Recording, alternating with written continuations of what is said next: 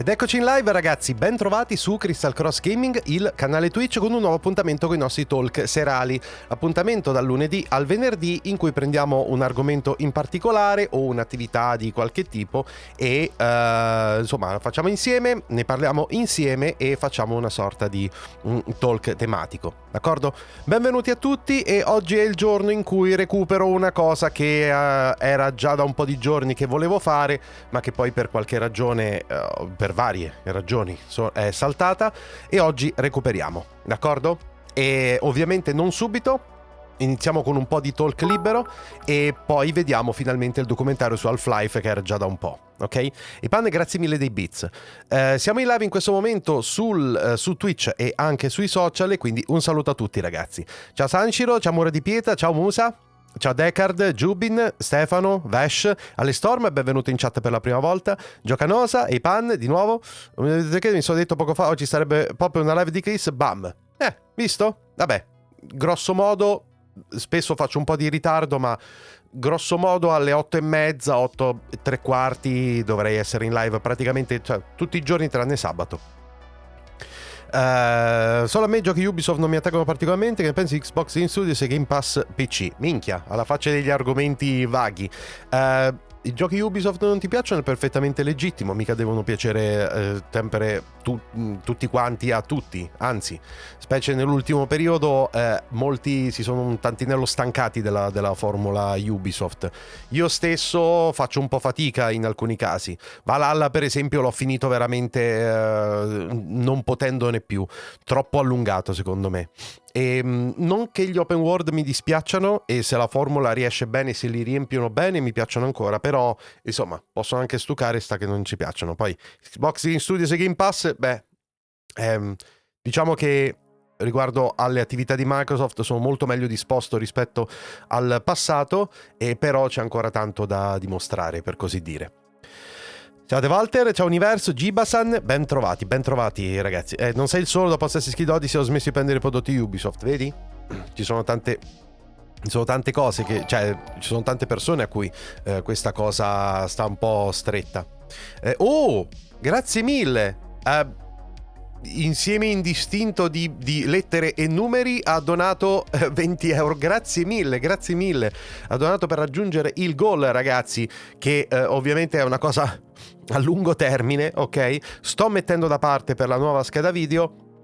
Durante questo Black Friday ci sono stati un paio di casi in cui mi sono detto ok, forse con una scheda che è in sconto adesso forse la prendo, però alla fine non ho preso niente. Mi sa tanto che aspetto ancora un altro po' che arrivino le super e vediamo come variano i prezzi, ok?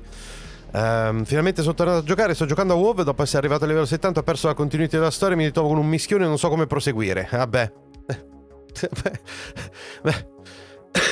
Benvenuto in uno degli storici problemi di WoW, seguire la storia, che è veramente difficile per molti, perché non è un gioco che è nato per una storia lineare. Hanno cominciato a farlo soltanto a Warlords of Draenor in poi, ma non hanno mai capito che devono andare proprio di patch in patch con una storia in particolare. E comunque la stessa community di WoW purtroppo non è che siano tutti molto legati alla storia, molti più di quanto uno penserebbe, che è il motivo per cui si stanno spostando verso di là. Però c'è ancora tanta strada da fare. Io credo che le prossime 3 espansioni della nuova saga spingeranno ancora di più su questo, e che le vicende verranno raccontate in maniera più lineare, più chiara, anche con un po' di recap. Però è una mia ipotesi. Concordo sulla questione di Ubisoft, ma Immortal e Legion secondo me sono fighi. Legion non è che mi sia piaciuto tantissimo. Immortal Phoenix Rising mi è piaciuto tantissimo invece, veramente tantissimo, e lo consiglio sempre. Se non l'avete ancora giocato, ragazzi, Immortal Phoenix Rising di Ubisoft è il mio gioco Ubisoft preferito degli ultimi tempi, senza alcun dubbio. Secondo me uno dei open world più belli sono le terre di mezzo di Monolith con il Nemesis System. Quanto mi mancano quei giochi, quanto vorrei che ne rifacessero un altro. Però stanno facendo Wonder Woman così.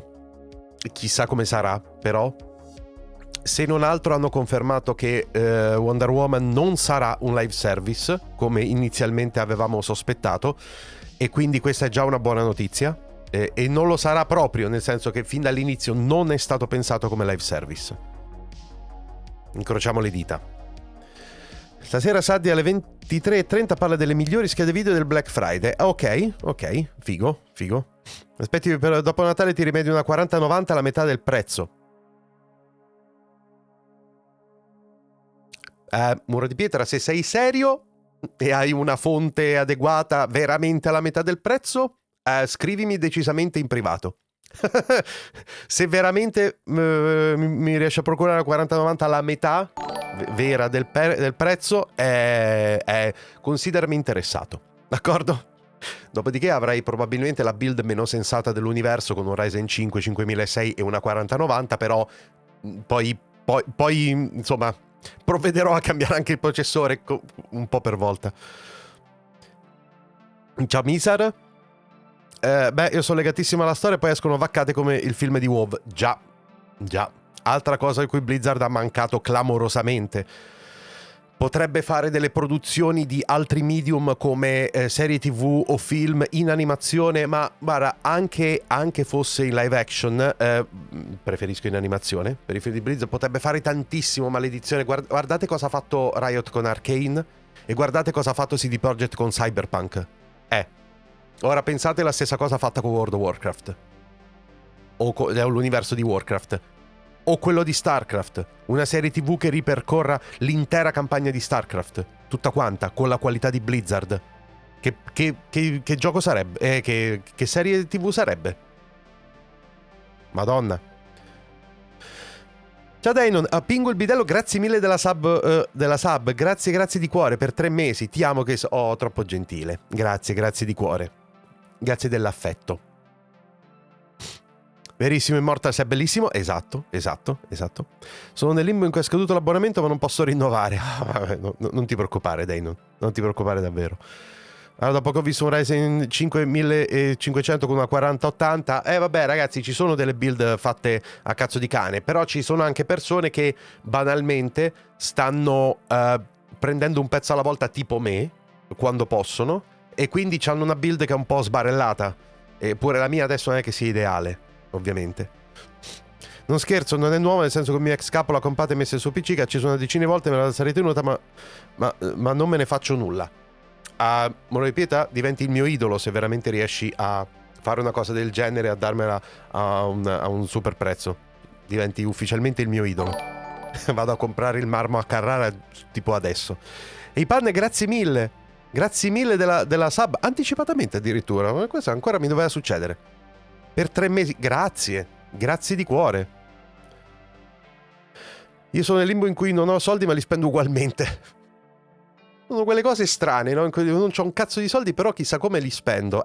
Questa è una cosa che in passato mi ha causato dei problemi, lasciamo perdere. Parlando di build, sempre Sadia, sponsorizzato un passembato a 1600 euro, decisamente interessante. Ma ce ne sono di cose fighe, Ce ne sono di cose fighe. Vash, grazie mille dell'abbonamento in regalo. E avete fatto partire l'hype train. Grazie ragazzi, grazie di cuore. Come vuoi la statua in marmo, equestre, mezzo busto, dici tu? Oppure tipo centauro? Faccio tutto su un cavallo, a metà, poi sopra sei tu. Non lo so, qualcosa del genere. Sito Smusi, ciao. E benvenuti a quelli che si stanno connettendo adesso, ragazzi. A me basta che ti fai lo screenshot quando giochi a Fable e guardi Tamuto alla rupe. Arriva, ragazzi. Come vedete ho recuperato buona parte dei proviamolo. Ho recuperato quelli che mi avete chiesto di fare, ok? Manca quello, lo so, arriva nei prossimi giorni. Forse anche domani devo vedere se riesco, se faccio in tempo. È un periodo un po' incasinato, ragazzi. Si stanno accumulando un po' di cose. Joker, grazie mille della sub. Buonasera. Grazie di cuore. Livello Hype Train 1 raggiunto. Grazie. Allora lo facciamo con gli avengori di Age of Sigma. Un mano sopra e bestia mostruosa sotto, dai. Va bene, ci sta. Tipo grifone. Questi giorni non ci sono stato, ho avuto problemi con il braccio. Pedro, non ti preoccupare, non ti preoccupare. Va benissimo, figurati, non è mica un obbligo, ci mancherebbe altro. Giocanosa, grazie mille della sub in regalo. Grazie di cuore. No, flegato anonimo, non dirlo a nessuno, per favore. No, staremo tutti zitti, noi e le altre 50 persone in live. Bello se avessi scelto io il nick, ma me l'hanno dato quando giocavo a rugby. Ah, vabbè, dai, è figo.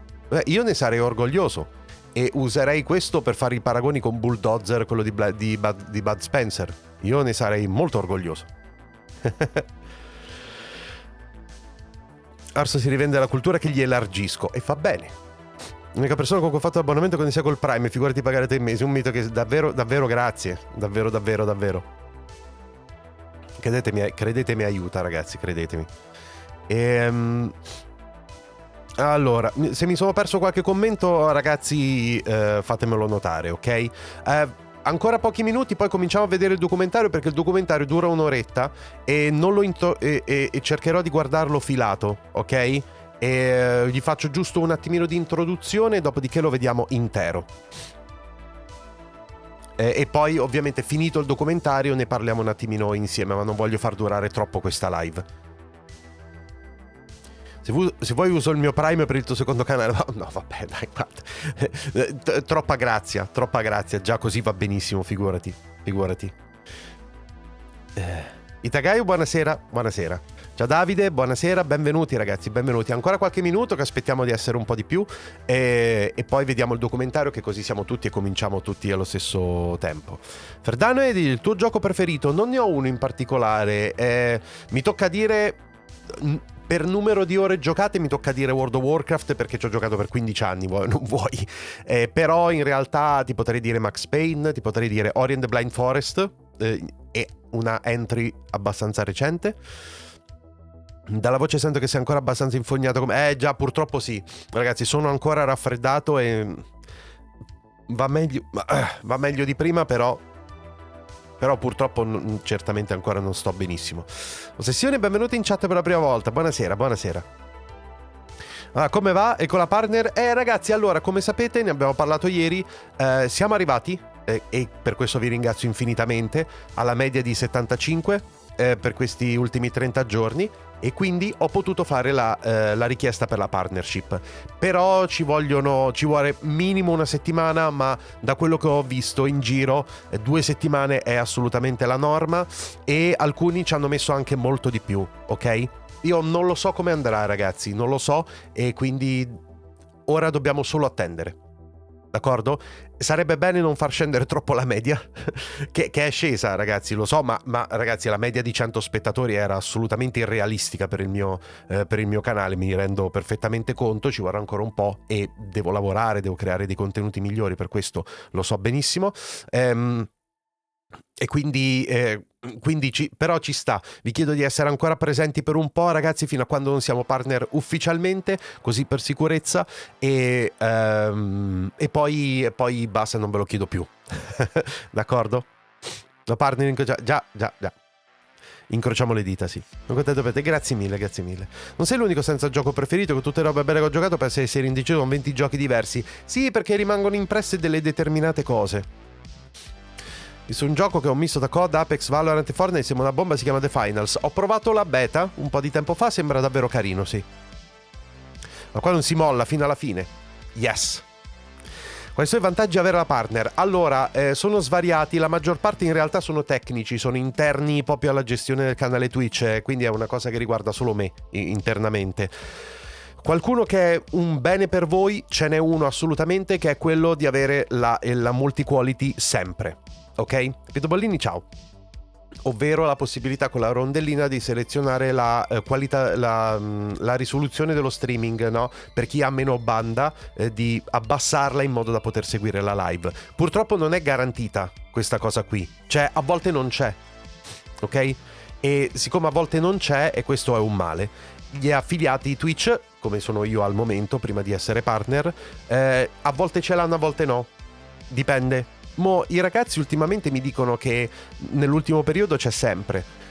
però di fatto non è garantito, e io mi ricordo non molto tempo fa che spesso mancava e molti ragazzi non riuscivano proprio a seguire la live, perché io trasmetto, ragazzi, 1080p, 60 frame e quasi 8000 di bitrate. Se uno ha una connessione magari sta mobile ed è un po' contata, diciamo così, potrebbe non riuscire a vedere la live, d'accordo? E quindi questo, cioè, è un problema che si risolve abbassando la qualità, ma se non puoi farlo, ovviamente diventa allora un problema radicale. E io non vedo l'ora di essere partner, vi dico principalmente per questo, perché così potete seguirmi sempre, in qualunque momento, qualunque live faccia.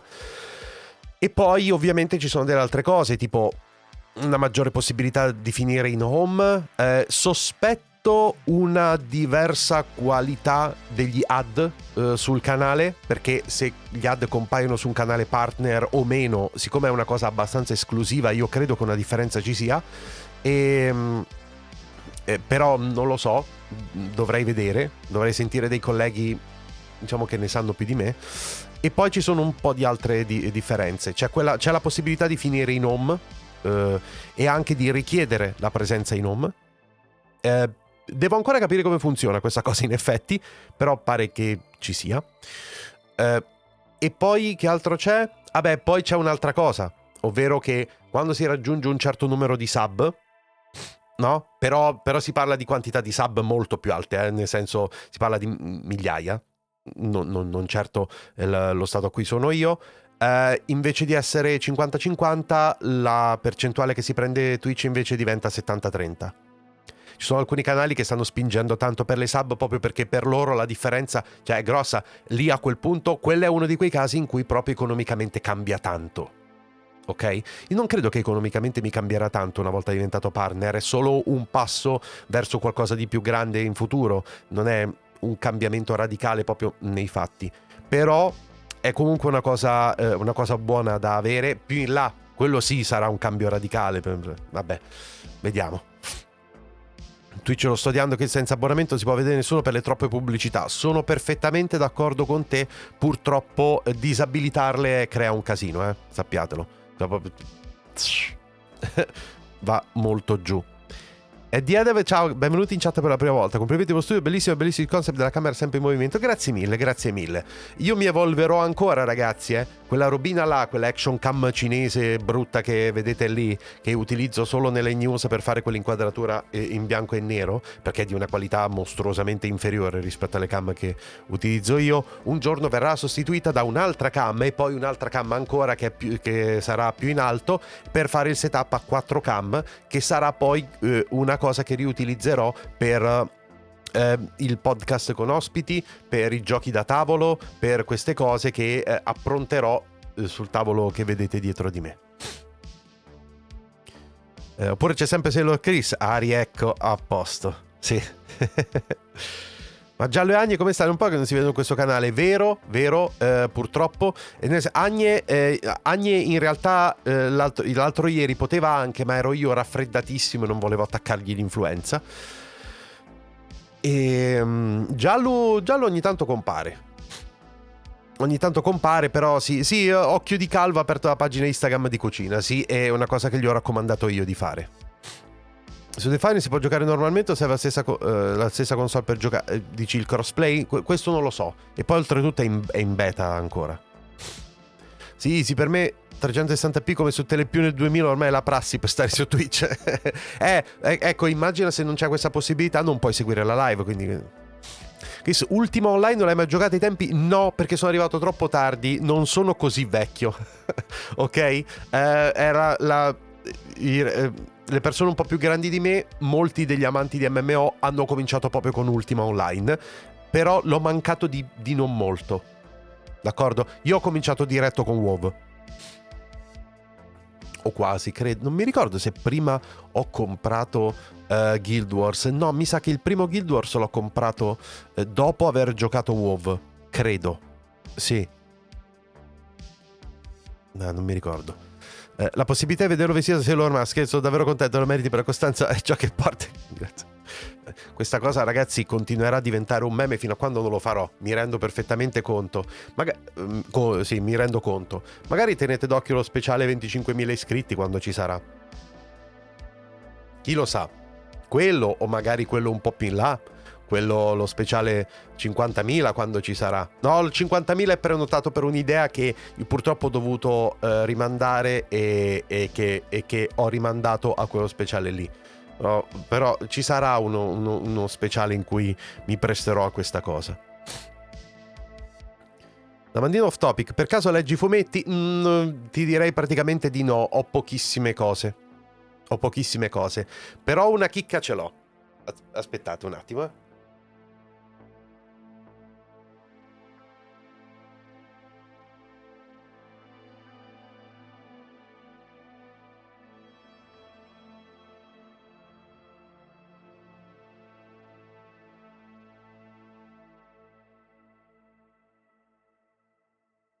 Questa è per intenditori. Siete pronti?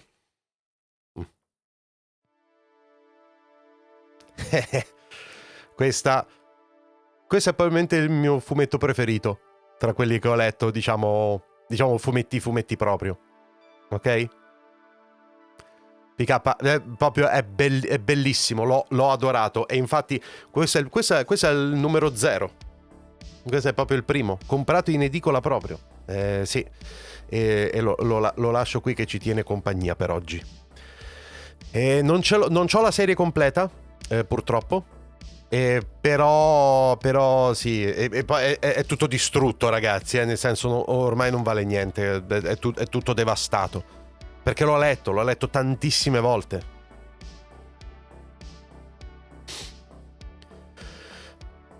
Con 2014 sub ti danno il kit completo in Mondial Casa. Cioè, con 2014 sub mi potrei comprare la 4090 come se stessi rinnovando l'abbonamento a Netflix. No, con 2014 sub. Magari. Poi state sostenendo che sta acquistando su Instant Gaming un link di riferimento. No, male, ci sono sconti fino al 90%. Euro, poi un pezzo di caffè è veramente bello. Andate. Allora, ragazzi, vi preannuncio una cosa che ci sarà da domani. Da domani su Instant Gaming parte un'attività particolare, ok? Ho realizzato proprio poco prima della live, ho finito a realizzare l'ad del Detective Cross, che ve ne parlerà nelle news di domani, ma vi anticipo che da domani su Instant Gaming parte un'attività particolare che va avanti ogni giorno fino al 27 e sono degli sconti mostruosi su alcune cose, ok? Quindi cogliete l'occasione in quei giorni e se utilizzate il mio codice ovviamente mi fate un favore, perché oltretutto diciamo così, sapete che adesso, essendoci il loghetto qui, no? Sapete come funziona. Adesso Instant Gaming mi sta sponsorizzando in questo periodo, no? E ovviamente vogliono vedere come va, giusto? Ecco, diciamo che tengono molto conto di quello che succede durante il Black Friday. Quindi, diciamo questo, non vi dico comprate le cose, vi dico se avete in mente di comprare le cose, no? Dei giochi eccetera durante il Black Friday, ecco, questi sono i giorni giusti in cui farlo, ok? E se usate il mio link, diciamo che mi date una mano e rendete contento il PR che si occupa di me. Va bene? Ecco, penso che il discorso sia chiaro più o meno come funziona, giusto?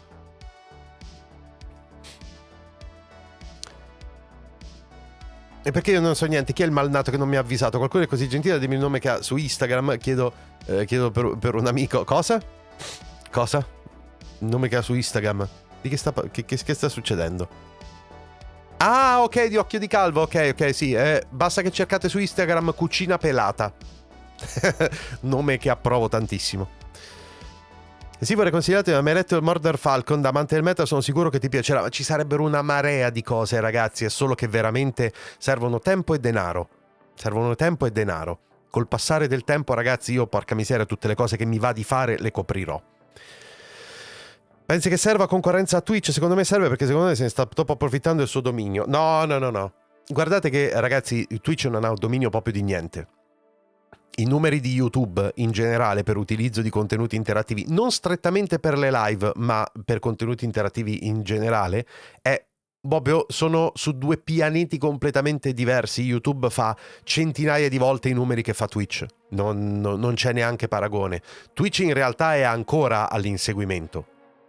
Twitch in realtà deve ancora dimostrare quello che sa fare, perché per ora sta trattando soltanto live e lo sta facendo in una certa maniera, ma Twitch ha dei problemi tipo la discoverability sulla piattaforma, che sono dei problemi praticamente ineliminabili se non cominci a fare un po' di altre cose, quindi in realtà Twitch ha avere ancora tantissimo da dimostrare.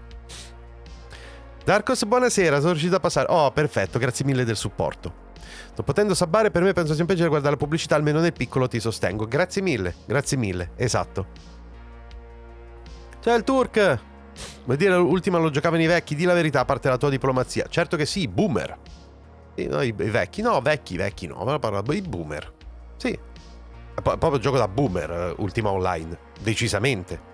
E non vedo come può non esserlo. È la norma dirlo. È assolutamente la realtà, non è niente di offensivo.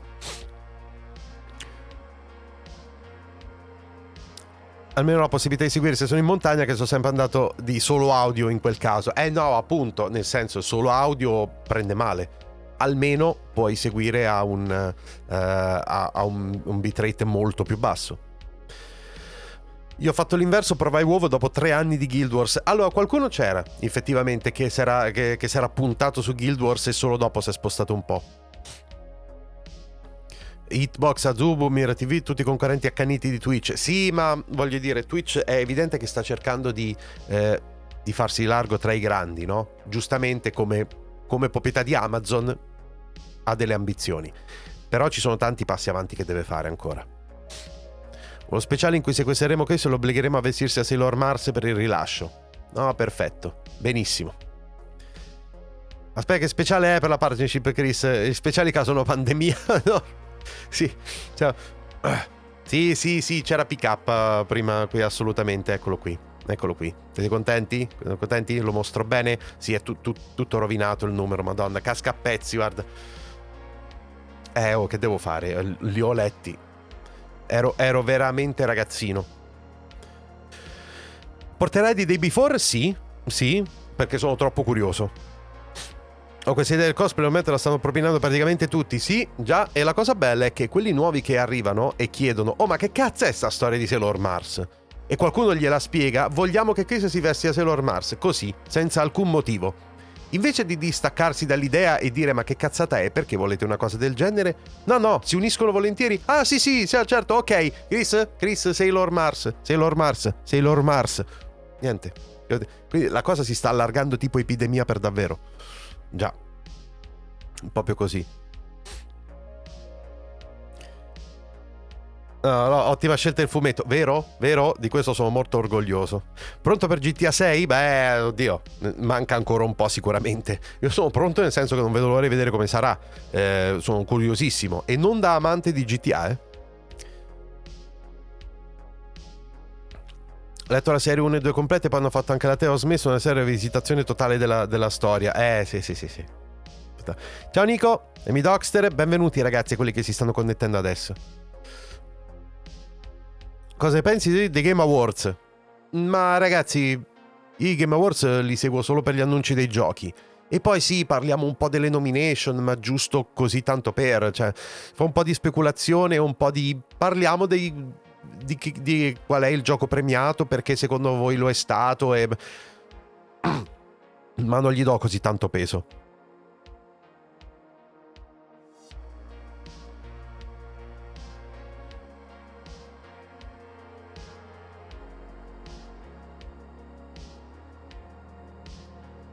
I capelli ci sono, quindi basta un po' di tinta che Sailor Mars sia. No, in realtà neanche, se ho ben capito, è quella mora. Ed è per questo che mi stanno chiedendo Sailor Mars e non Sailor Moon. O qual è quell'altra? Sailor Venus, che è quella bionda proprio platino. Giorni giusti per farlo col tuo link. Sì, quella cosa di Instant Gaming è relativamente importante. Non trovo le cose su Instant Gaming, forse deve ancora uscire. Le cose, onnipresente.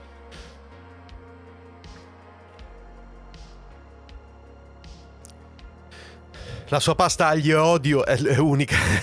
Sì, è vero. O Deliver Mars gratis su Epic. Oh, prendetelo, ragazzi. Voglio dire, alla fine è carino come gioco. Non niente di che, secondo me. Però è carino.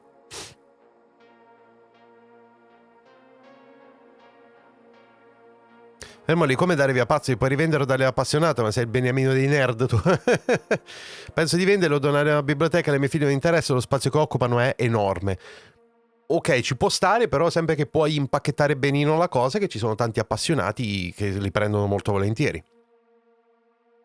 Su Ultimo ancora un account su uno shard privato rimane ancora superiore a tanti MMO recenti. Beh, allora sì, nel senso, tanti MMO recenti bisogna anche vedere che destino hanno, perché di MMO ne sono usciti tantissimi che poi hanno fallito. Io tipo per un periodo ho giocato a Warhammer Online.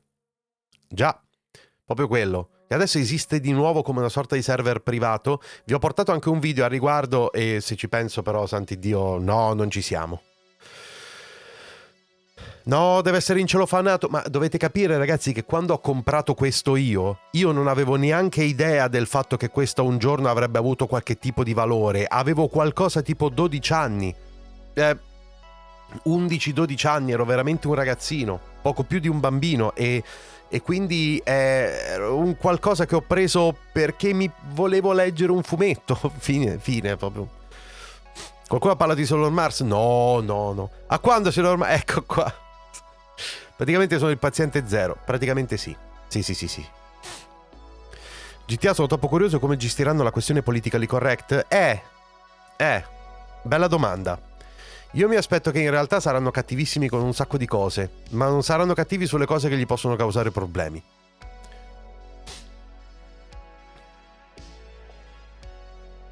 Ringossato un'offerta 1,30 su Instant con il link Sailor Mars. Merita.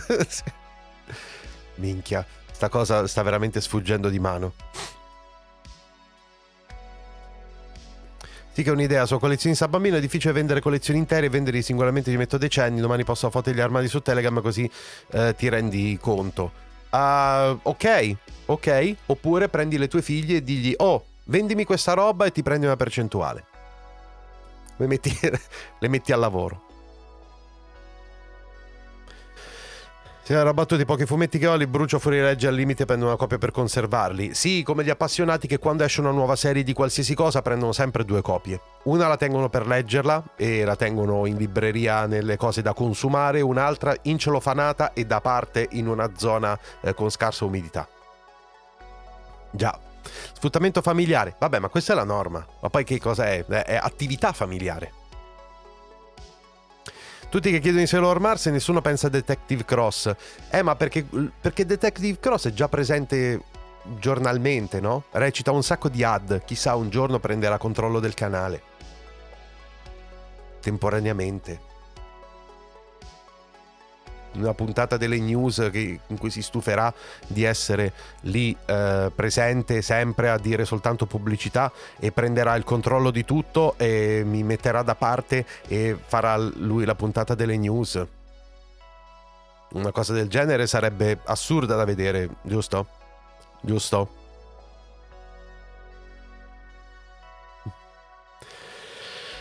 Ricorda a breve Sailor Mars e Margaret Thatcher. Ma perché Margaret Thatcher? Io volevo fare Churchill. News a parte di Twitch? No, non ancora ragazzi, ho fatta ieri la richiesta. No. Minimissimo una settimana, molto facilmente 2, ma può essere tranquillamente anche di più. Non vedrei l'ora che... Pare che avete detto pure Milord. Il che mi riesce facile, perché così posso comprare il cilindro e mi basta solo...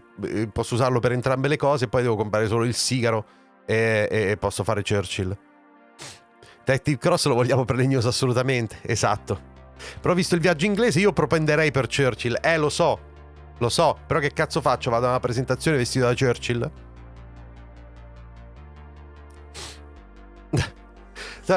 Quando prendo più familiarità con queste cose e la butto sul ridere potrei anche farlo una volta. Churchill troppo facile. Vabbè, grasso lo sono, però devo fare la parlata inglese un po' posh e strascinatissima che balbetta. Il cravatta cilindro svapatore. No, ma che svapatore? Churchill il mega sigaro, tipo qualcosa come 6 al giorno. La quantità di roba che beveva Churchill. Avete mai visto uno di quei video che ne fanno la biografia oppure che parlano di quella cosa? La quantità di roba che beveva giornalmente è una cosa impressionante. Giorgi serve anche la bottiglia di cognac Ararate. Già, perché lo spumante? Lo spumante, vabbè, insomma, perché lo champagne?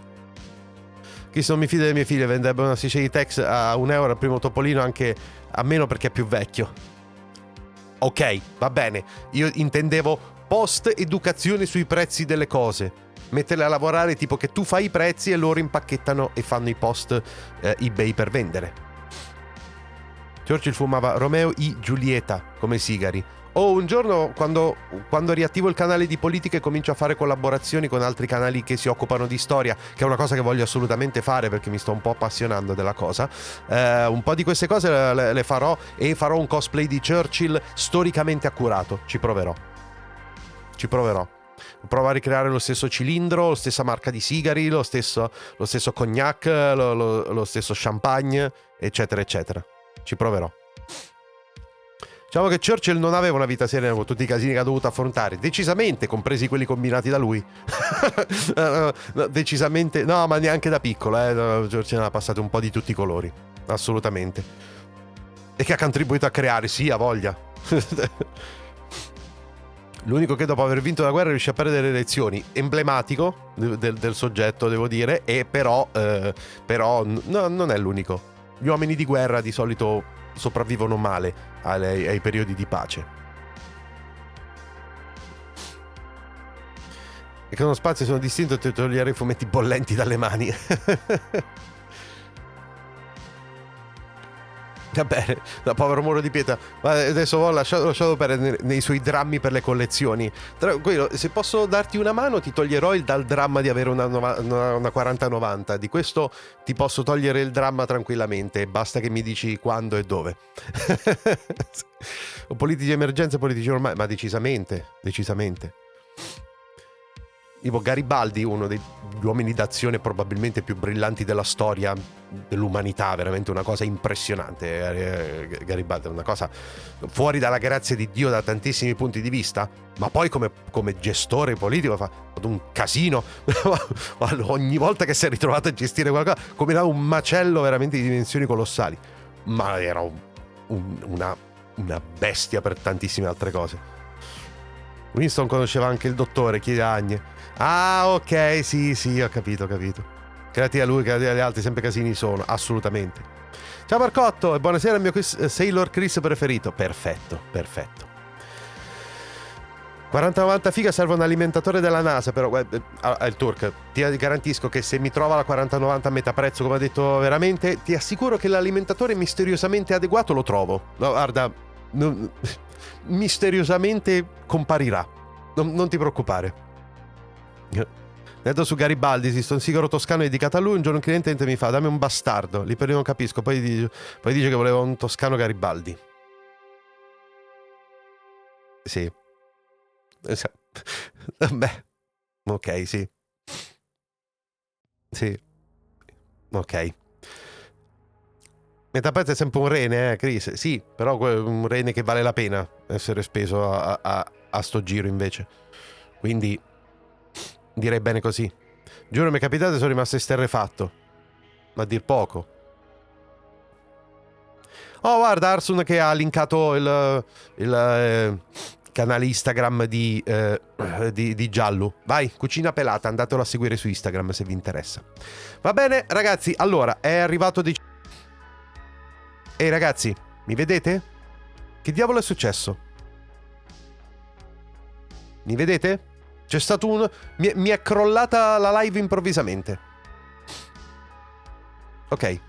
Scusate ragazzi, che non so cosa diavolo sia successo. Così de botto. Ok. Va bene. Ci siamo? Di nuovo come ieri?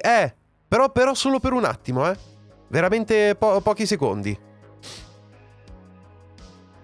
Ragazzi, è arrivata l'ora, esplode tutto. No, ok, ci siamo? Ci siamo, ragazzi? Ok, ci siamo, ok, bene. Ma perché vedo messaggi contrastanti. Dice, oh, dove sei, dove sei? E sotto, ok, ti vedo. Ok. Ok. Io vedo 0 spettatori. Adesso 143, non so perché. Che cazzo sta succedendo? Io continuo a vedere tutto nero, la scritta trasmissione stavo guardando è terminata. Fate refresh. Fate refresh, ragazzi. Sì, non so, cioè, 143. Che sta succedendo? 79 spettatori, io no. Ok, adesso sì. No, adesso 67. Cosa sta capitando? Hanno fatto partner debotto. No, non penso proprio, ragazzi. Ma adesso io guarda, controllo, ma ne dubito. No, in fase di esame, ecco appunto. Ho fatto adesso, così. Ora sommato quelli di prima e adesso, non lo so. Non lo so, ragazzi. Non ne ho idea che cosa è successo. Va bene. Allora, adesso ci dovremmo essere. Ci dovremmo essere, credo.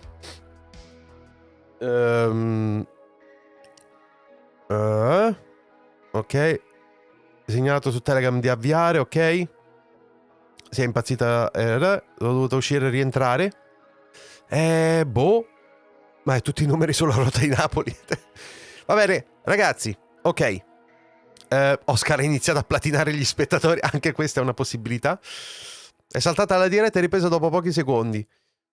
Andiamo un po' di cuoricini alla famiglia di Giulia. Minchia, ok, stai parlando di quello che penso di cui stia parlando? Ovviamente sì, io non ne ho voluto parlare perché detesto parlare dei fatti di cronaca. Lo trovo una cosa che mi dà un fastidio cane, tutta l'attenzione che si crea su questi fatti di cronaca. Ma voglio dire, si commenta da sola la cosa, no? Direi. Risalve a tutti, ragazzi. Ancora, vabbè, 2 minuti che si ristabilisce la cosa. Stavamo per iniziare a vedere il documentario. Ne stavo appunto parlando. Già. Ok.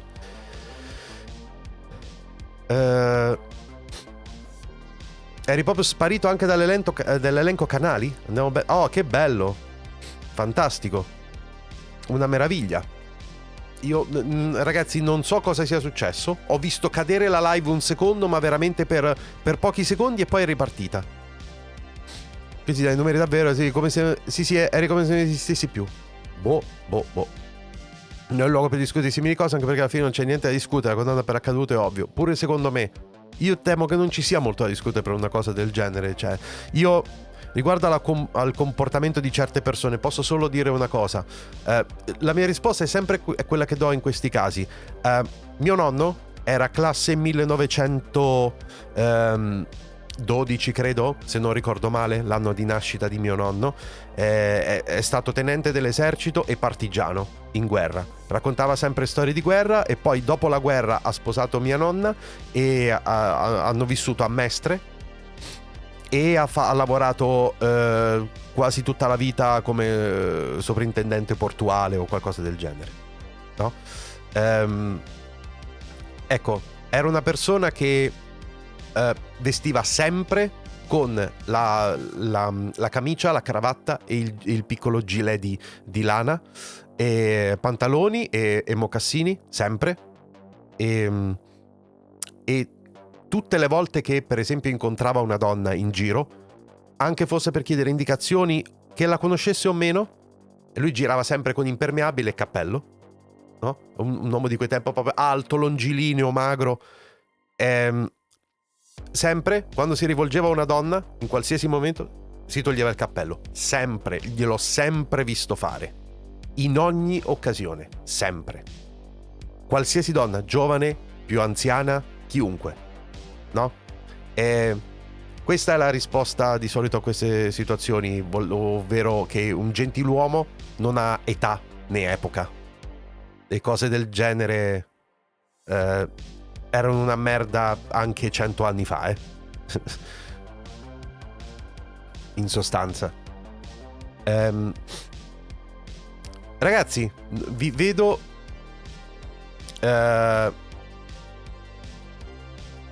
ok.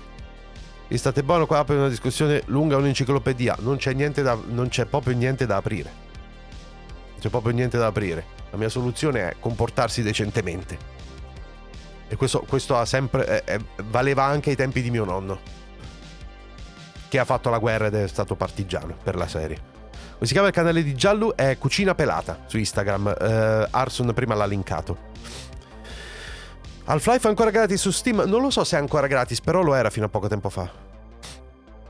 Sì, esatto, stavamo spammando il pelato malnato. Esatto. Sì, è valso sempre, vale oggi e varrà per sempre. Certo che sì. I numeri stanno proprio impazzendo, ragazzi. Non sto capendo che diavolo sta succedendo. Rispetto, educazione ed eleganza non hanno età ed epoca, come l'opposto. Esatto, i cafoni c'erano allora e ci sono anche adesso. Niente su Twitch? No, non ancora, ragazzi, ho fatto la richiesta ieri. Va bene, gente, è il momento. So che ci sono stati un po' di casini, è stata un attimino accidentata la cosa, prima è saltata la live per motivi a me sconosciuti, però adesso dovremmo esserci e quindi è il momento di vedere insieme il documentario su Half-Life, che era già da un bel pezzo che volevo vedere insieme a voi, ok? È un documentario fatto proprio da Valve per il 25esimo anniversario di Half-Life, che si è accompagnato anche a un po' di cose che sono accadute, un po' di aggiornamenti proprio del gioco, e per l'occasione infatti ci sono molte persone che lo stanno recuperando, d'accordo? Allora, la mia esperienza con Half-Life, io ve lo dico subito ragazzi, è estremamente limitata, perché l'ho giocato quando ero a malapena un ragazzino e l'ho giocato veramente poco, quindi mi ricordo poco e niente. Mi ricordo di aver giocato un po' ad Half-Life 2 sul computer di un mio amico, perché sul mio era impossibile che girasse purtroppo all'epoca, e mi ricordo la meraviglia della fisica, di vedere tutte queste cose, però in realtà io credo che il documentario sia sul primo Half-Life, quindi con tutta probabilità vedrò un sacco di cose che anche per me sono nuove. Comunque è un documentario che secondo me va visto, era tanto tempo che volevo vederlo, quindi io direi senza ulteriori indugi, direi che ci cuffiamo, ci sistemiamo e direi di abbassare la musica. Nick, grazie mille del follow, benvenuto. Abbassiamo la musica e partiamo con il documentario, che è proprio qui. Allora, i sottotitoli ci sono, ma sono in inglese, però ho utilizzato la traduzione automatica, d'accordo? Però non dovrebbe essere una merda, nel senso che i sottotitoli sono reali in inglese, non sono i sottotitoli automatici poi tradotti in italiano, sono i sottotitoli del video proprio che sono tradotti in italiano, quindi dovrebbe essere decisamente meglio la questione, d'accordo? Bene, siamo pronti? Si va.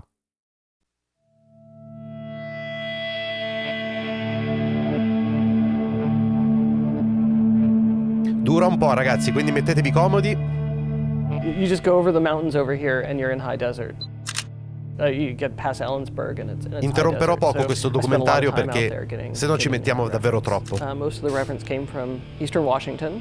I did a drive out to the Columbia Gorge and took a lot of photos and also a lot of just reference imagery of just like, hey, this is what desert looks like and big cliffs and stuff like that. Nick, benvenuti ragazzi. That drive was 2 days. It was 8 hours down, 8 hours back, and I'm not even sure I spent the night. I did. I must have spent the night down there. So while it was definitely made for the Southwest, the local reference was out in the Columbia Gorge. Good morning and welcome to the Black Mesa Transit System. This automated train is provided for the security and convenience of the Black Mesa Research Facility personnel.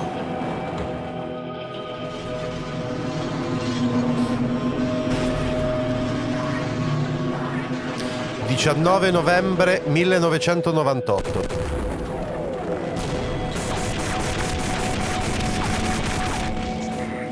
Ciao Nambi.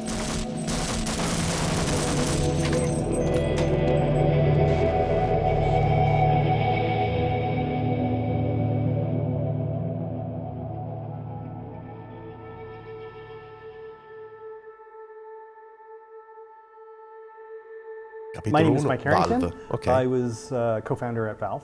I wasn't really used to big companies. When I started at Microsoft, it wasn't that big. It was like 1,500 people, like a big high school. 9 years later, it was significantly bigger. I'm thinking, oh, this place is too big, and that was still like 1996, so they had a long ways to go. I told my managers like a year before, like I'm leaving in a year. Sono un game dev, ho avuto il piacere di conoscere diversi dev, la serie Half-Life sicuramente la serie capolavoro. Oh, figo, figo. Se hai qualcosa da riferire o che vuoi dire, eccetera, dillo pure, scrivimi pure in privato, Vale per tutti i dev, giornalisti, eccetera, che vogliono comunicarmi qualcosa, di interessante. I said, Gabe, I'm leaving. I'm just going to leave and I'm going to start a game company. He goes, I want to leave. I want to start a game company. Like, all right. And that was it. On the surface, we should have failed. Like, and realistically, both Mike and I thought we would get about a year into it, realize we made horrible mistakes and go back to our friends at Microsoft and ask for our jobs back. But we did think that we knew a fair bit about software development, that there were expertise that goes into it. I think we also had some pretty clear ideas of how to design a company, right? So when we were building Half-Life, we were also designing Valve at the same time. We had no plan except for, by then, like I mentioned, Michael had gone to id. And he said, oh, you're starting a game company, you have to use our engine. So Gabe and I flew down to Mesquite to meet id. We spent a good deal of time with John Romero, and he told us, like, this is what you need to do to start a game company. You need to go out and hire some level designers and do that kind of thing. And we kind of understood the engineering part. And then, because we were Michael's friends, we walked away with the source code to Quake that day. We had no contract yet. We had kind of an idea of what it could be. And they just gave us a CD, and we had kind of the crown jewels of id, and that, game on. Un tantinello altri tempi, mi sa, I think most of us had no pionieristici experience. We were either amateurs working in our homes at night for fun, or some people were from the software world, but they had never worked on a game. I think we had 3 or 4 people in the entire company who had actually shipped a game when we started Half-Life. We have to figure out what is Valve's first game. So we have to come up with an IP. So everything is done from scratch. Gabe came into the office and he said, I read this story. I read this Stephen King story called The Mist. Stephen King, it's got monsters, people in a grocery store, fog. In realtà sono tutti simpaticissimi, ci siamo ubriacati insieme alla Gamescom questa. Oh, che figata, We didn't want to write that as a game. That wasn't really the point, but it was just the tension and how it felt. Well, it was interesting. At first, we had 2 games. Greg was working Prospero, and then Half-Life was originally called Quiver. My job was then build a team and figure out another game for us to build. That'll be the second game Valve ships. What features should it have? How is it going to be different from a normal first-person shooter? Every time the engine got a feature for Prospero, Half-Life stole it. And then Half-Life just started getting visually, more impressive and cooler. And eventually it just, because it was going to ship sooner, it just stole the resources from Prospero, and Prospero just faded away. I had this character, had like a floating orb, and it wanted to have some, effects on it. It's kind of magical energy something. And so I worked with them on that and came up with the first version of the beam effects. And they were using it, they were happy with it. And then people on Half-Life were coming over and like, what is that? How did you do that? So very quickly that grazie mille. Half-Life. The disaster sequence has kind of beam effects all over it, and we ended up using it for the Vortigons. Like, there were a bunch of things that we were doing that we thought would help us tackle the problem of what video games were. And what video games were a rapidly changing field where, at the time, 90% of video games failed to turn a profit. And a few percentage of them were very, very profitable, right? So it was a field that really valued talent. Like I said, Gabe and I brought some people, and then from there on out, we had to hire people. Mi piace il concetto. Also, you got to hire level designers. So we found some people who had industry experience. Worked on Rise of the Triad first as a pixel artist, and then went with Duke Nukem, and then everything just went nuts. But I was sitting in my office one day, and my phone rang, just out of the blue, and I pick it up, and it's this recruiter. Eventually, he hooked me up with Gabe, and they flew me up here. It was a big surprise. But then we started looking, the nice thing that we had is we had a whole bunch of people in the world who had been working on mods, and so we could start looking at those folks. And that's where we hired a lot of our designers. Steve and Guthrie, Steve Bond, John Guthrie were my favorite hires by far. Other than Doug,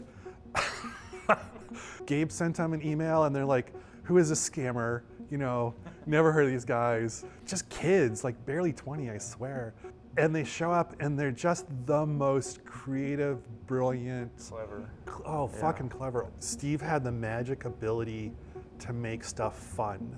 The fact that those guys have been hired to go work on some game for some company, I think that was the start for a lot of people that something cool was going to happen, because those guys were already doing stuff that was cool. And then Mark showed up, and like Mark actually knows how stories work, you know, beginning, middle, end, and all this stuff. And he had all sorts of great ideas, and he also would just, you know, bring good ideas out of everybody else as well. Like the person who wrote more code on Half-Life was a chemistry major who decided to be an IP lawyer in Atlanta, right? And he ended up writing more code than anybody else. The creature designer for most of the AI for the creatures in the game was a manager at a Waffle House. It's not like there are a bunch of people that you could say, oh, this person, you know, has a PhD in video game design. It was that combination of both finding those people when it wasn't necessarily easy to find them at that stage in the video game industry, and then also convincing them that it was a better place to work than anybody else.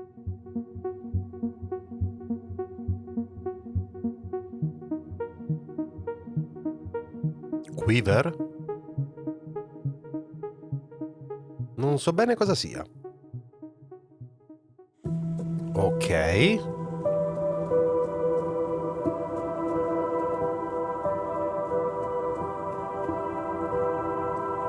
One of the things that I definitely learned was how to hire engineers.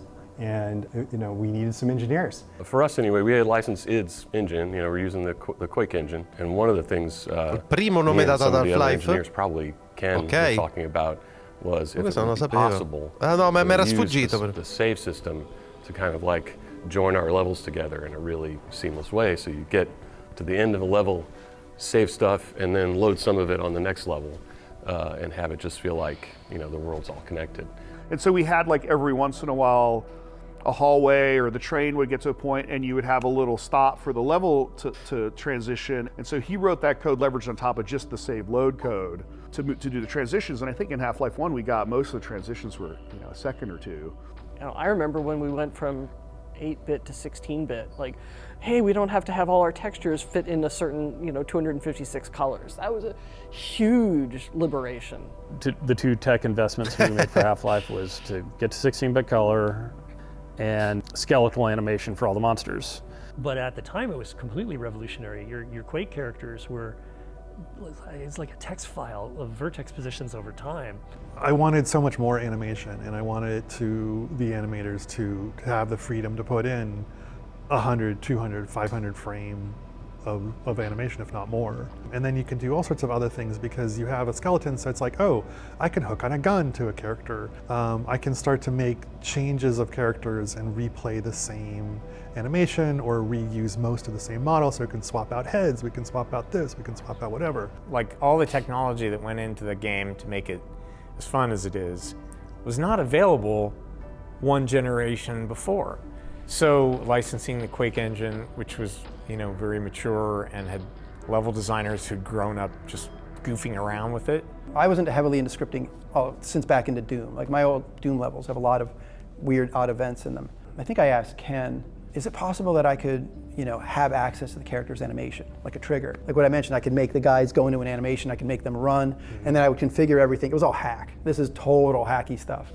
And that is mostly what I built, was like things like characters reacting and jumping out are made to look like, or I'd use a push brush to throw a head crab out to make it look like it launched at something. Or if a loud sound happened, they would respond, would cower. Gabe's dictate was, as you walked forward, something needs to happen like every 3 to 5 seconds. Yeah. The player stands still, Didn't have to be much. Universe can be quiet. But if they move forward, if they're active, the universe needs to play back something, needs to do something, even if it is a scripted sequence or even just an interesting sign or a sound or some vignette or something. So I came up with this interaction method where you could do little AIs where the characters would talk and interact with you a little bit. And then we wanted to do spectacle. And that was scripted sequences where you could tell a character, you need to run here and then jump into this animation. And then have a bunch of you all synchronize your animation because it's bellissimo sviluppare prima pochissima pressione pubblica e facciamo molto più per passione e divertimento. Sì. E considera che però in pochi ce la facevano lo stesso. You'd have like a head crab jumping on a scientist or something, and it's like, yeah, it works totally fine 90% of the time, but some people just sprint right at the scientist, and sometimes we have to put them behind glass. And sometimes getting the level designers making the player want to do the thing that gives them the most fun is a very subtle art. The tentacle sequence is probably the one I remember the most. You're playing it, right? That was the first time I think they melded together. Because you had your trigger so closely, and we wanted it to be triggered. So by the time you start to see it, you see the scientist flying through the air and hitting the wall. Then you could look in and you could see the scientist being carried away. The tentacle itself is separate; it's on its own, and you bring the two together, mesh them together, and boom. It felt so seamless though, and that for me was like moments like that, and that might have been the first one, is when you start to see the scripted events and play start to blend a little bit more than just ambience. For God's sake, open the silo door! They're coming for us! It's our only way out! Oh my God, we're doomed! I remember Brett in particular had done some of the lab scenes where scientists would walk from one area to another and just look at a monitor. And it gave them a little bit of life. A ton of the work that went into that area was. Che bella coincidenza, comprate inizi e saldi, tutto quello che riguarda Half-Life a €6 circa. Primo e secondo DLC, ora sto rigiocando al primo, sono vecchio, ma per me è ancora giocabilissimo. Ci sta. Io ammetto che sono uno di quelli che un po' lo sente il peso degli anni nei giochi, quindi non lo so se me lo godrei veramente se lo rigiocassi adesso, però mai dire mai. Perché oggi ne pochi ce la fanno, vero, però il mercato è 10 volte più grande. Ma lavoro spesso con la pensione che arriva alle aspettative degli utenti. Pure quello dipende dal genere, probabilmente. It was sprinting, it was. You could get so Baldur's Gate 3, scaricata beta, ho giocato per 2 ore, mi è piaciuto tantissimo. Ma il genere allo stesso tempo poi andare avanti a me per vedere tutte le meccaniche di gioco. È un gioco complesso, è un gioco ricchissimo. Quindi devono piacerti i giochi ricchi veramente. Like a particle or a sound or lighting or something, and then you wanted them to see what was happening. But when we play tested, and it's like a scientist was like being pulled into a vent or something, like people wouldn't just stop and like, oh, sometimes they would be like, oh wow, look at that.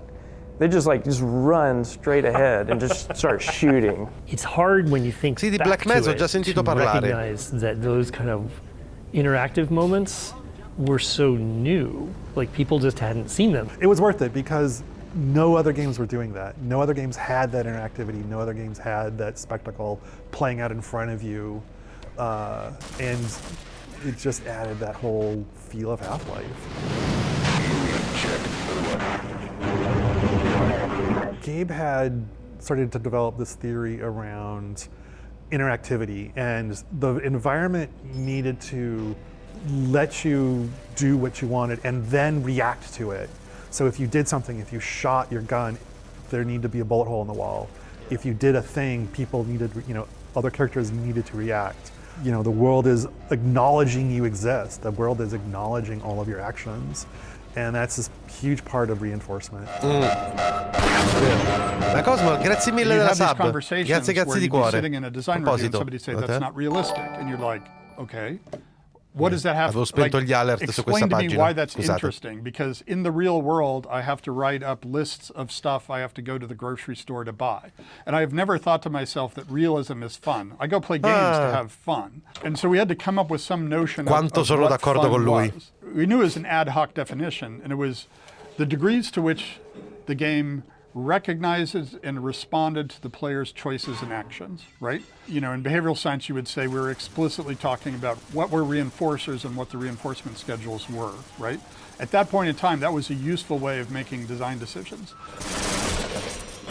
The point I would make is, if I go up to a wall and shoot it, to me it feels like the wall is ignoring me. I'm getting a narcissistic injury when the world is ignoring me.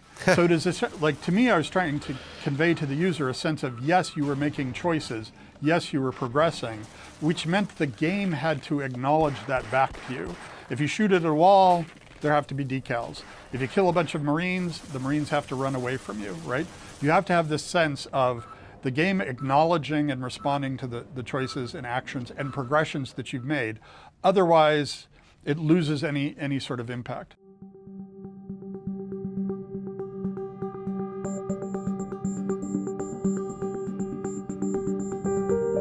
Monster problems. Ted and I, we were on the same page in terms of what the game should look like, which would be just sort of alien in a very naturalistic kind of way.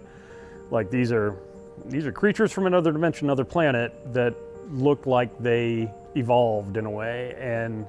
And Chuck had he came from Duke Nukem. He made a bunch of monsters that went in a sort of a different direction. And for a while, the game had a hard time coalescing around a single vision. All the ones that looked like genitals were Ted's.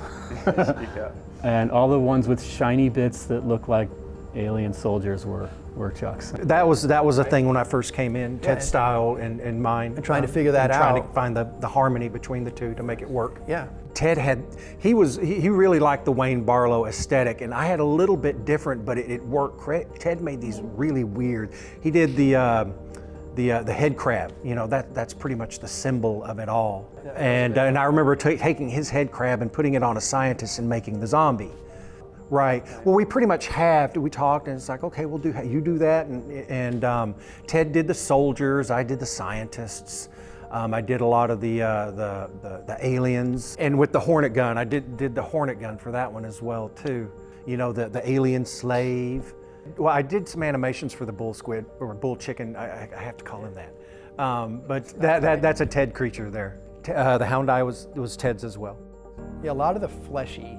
If it's got a lot of flesh on it, maybe too much. Yeah, that's a Tedism. You can always tell Ted's designs because they're much more aquarium. Non ti ricordi la frase? Aquarium and/or. Ho detto purtroppo io non tanto. Ho giocato un pezzo all'epoca. Oh, Big Mama! I forgot about Big Mama. Oh God! It's like, you know, it's a testicle, right? It's like so disturbed. I concepted a guy in sort of a NASA spacesuit, a scientist guy. He was actually modeled after a couple of programmers I know. Big, beefy, bearded Linux programmers, you know. And so that's where the HEV suit sort of emerged out of. There was a lot of desire for not having a space marine or a soldier be the guy. And then Chuck Jones went off and did a pretty different version of him that became known as Ivan the Space Biker. Oh God. I remember telling myself, it's like anytime you make a screenshot, make sure it's good because you don't know where this is going to appear again. We didn't know that. And Ivan is the prime example of that one. Sure, so, you know, you're looking at, well, go look at Quake. It's like, okay, I'm looking at that. And he's got this incredibly boxy head.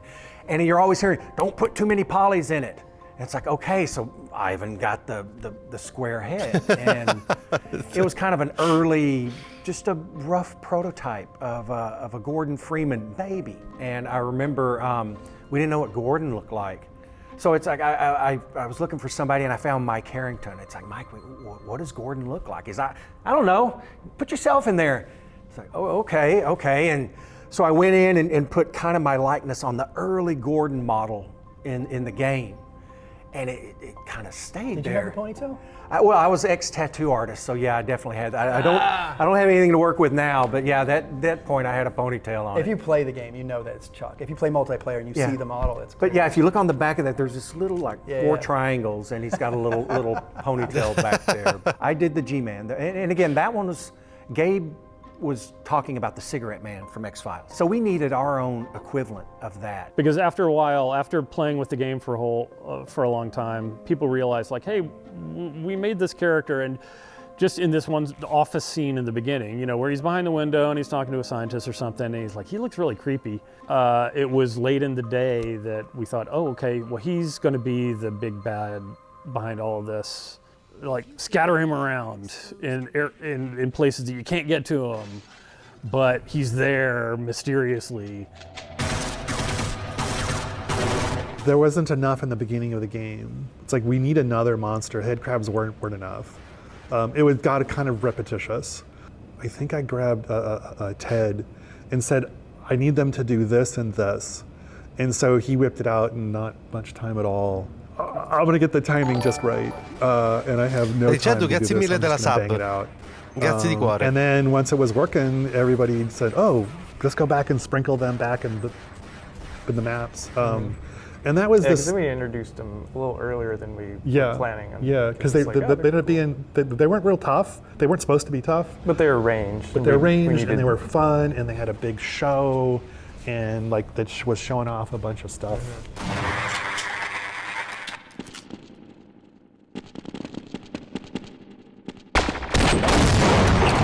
The assassin came in pretty late. That was it. It was like, okay, I have a week and a half. It was already done, it was already all modeled, already all animated, and the requirement was it couldn't have any new animations and any new anything. So had to come up, I grabbed a bunch of Steve Bond's AI and bang that thing out. I built a level super crude, but it had all the right spacing and all the right heights and all the right geometry.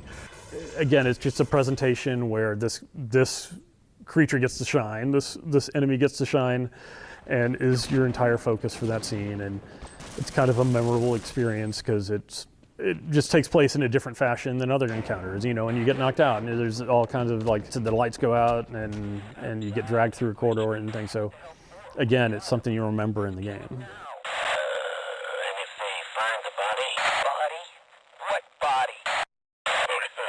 Questa cosa è molto figa che sia stata fatta negli anni 90, santi Dio.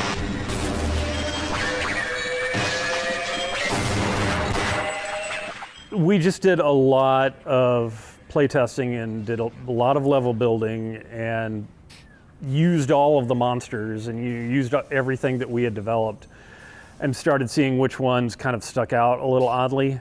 Like we had the hound eyes that Ted had concepted, and Kelly had done great sounds for them, and so they seemed like a very oddly plausible sort of alien creature. And Chuck did what we called the panther eye, which was this big black panther looking creature that also just had a big red eye for his face and a big shark fin coming out the back. And design wise, he seemed like this is a very useful creature. It's like when you design things, you like to have a gradient of difficulty, a gradient of escalation in threat. And so if we had these hound eyes, then yes, this panther, bigger, scarier looking thing would be more of a threat.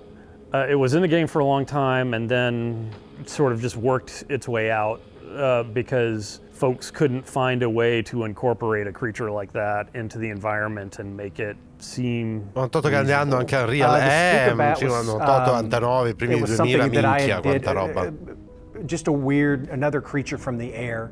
We had the chub toad that we were going to use as a feeding animal to help, and they had a mechanic to where they were going to use this to distract monsters so you could possibly get by. Madonna, grazie mille della sub con Prime. Grazie per 30 mesi di fila, praticamente quasi 3 anni. Grazie di cuore, grazie davvero del supporto. Le texture del mondo fatte da una sola persona. And so there's all these big, really banal office buildings, and that's kind of the direction I went. So it started becoming a facility. And so I started making these kind of linoleum tiles and the drop ceiling, the concrete block wall, the black and white tile floor. She was the texture artist for most of the game. Yeah. It's just an overwhelming amount. Per ricominciare a giocare dei giochi festi iniziali sul mondo reale sbalorditivi per l'epoca, vero, mi ricordo. Some of them where they go from hand painted to photo reference. The photo references are much better. So I was all over Seattle, Harbor Island, Gasworks Park, getting rusty metal things. What can I get good pictures of that is vaguely industrial and interesting to look at? And then how can we use this? And so, sides of boxcars, and I don't know how many hallways in Half-Life are, you know, the side of a train car kind of thing. The Kirkland Costco, a lot of time in the Kirkland Costco, getting just packages of, I don't know why I needed snacks or something. Che figata. Che porco, ciao. The first year was all about opportunity, and it you know, it wasn't quite as focused. We were finding our footing. We were getting into the 3 months before supposedly shipping in '97, and it's like, this isn't gelling. This is really not good. This is like, you know, quick knockoff, cash grab, stupid, and let's not do that. There was a lot of disconnect between what all of the different groups were doing, what engineering was doing and what level design was doing and what animation was doing. We had a bunch of monsters that had no plans to get in the game because nobody else was assigned to work on them, and we had a bunch of levels that, like, what's supposed to go in here? Oh, I don't know, everybody's gonna do a bunch of stuff, and like, no, that doesn't work that way. Yeah. So here we were, all these people doing all these cool things, and just everything's just this random collection of, oh, here's a cool moment and a cool this, and you know, and then it's gone, and you know, oh, now on to the next thing. Because the way we were building the game was, every level designer was kind of his own silo, his own universe. And I think that just grew out of our, you know, kind of mod developer roots, but it wasn't cohesive, and it certainly didn't have a, you know, a strategy for like maximizing any of that stuff. You must have been in the meeting when we reviewed all the levels. It was Quello like the alieno first assomigliava time a quello everybody di piled Story into of a room, Humans, sì. and Gabe had his crazy Hellraiser chair with the beautiful Mac monitor, and we played for 2 days. He played everyone's levels, but I remember one moment he turned around. He was like this with his hair. He's going, "We're gonna fail. We're gonna fail. We're gonna fail. We're gonna fail. We're gonna fail." And I was just like, it blew me away. I was like, oh shit, this isn't good. You know, we were doing our best trying to make this game and the story, and you know, we had a schedule from Sierra, and it was a tight schedule. And we told them, like, we're not going to ship this, and we realized that you're not going to pay us to continue developing this, but we're going to do it anyway. Late is just for a little while, suck is forever, right? We could try to force this thing out the door, but that's not the company we want to be. That's not the people we want to be. That's not the relationship we want to have with our customers. And so we kind of, Kelly and I kind of sat down and sort of tried to take an inventory. Possiamo avere un applauso in chat per questo pensiero di Gabe Newell, maledizione, magari ce l'avessero più persone? E poi mi rendo conto che molte volte non dipende da loro, no, ma dalle pressioni dall'alto. Però maledizione, se questa cosa servirebbe applicarlo un po' più di frequente. No? Ecco, esatto. Of all the cool stuff we had built, and why weren't we just, you know, building more on top of that? And you know, those discussions kind of led to us building this kind of design cabal process to try to give some cohesion to the game and kind of changing the way we were approaching it. And so a cabal was a small group of people, multidisciplinary group. You know, there's like an artist, you know, level designers, engineers, and, you know, everything. Dio, vabbè, ti rispondo adesso, ho deciso di aspettare ancora un po'. Devo capire quale modello veramente mi serve. So we knew how that fit into the story. And we got a small group of people together, and we started with the beginning, and we went through literally what map do we need to build to tell us the story we're going to have to tell, and then what does that connect to, and what's the next piece and the next piece.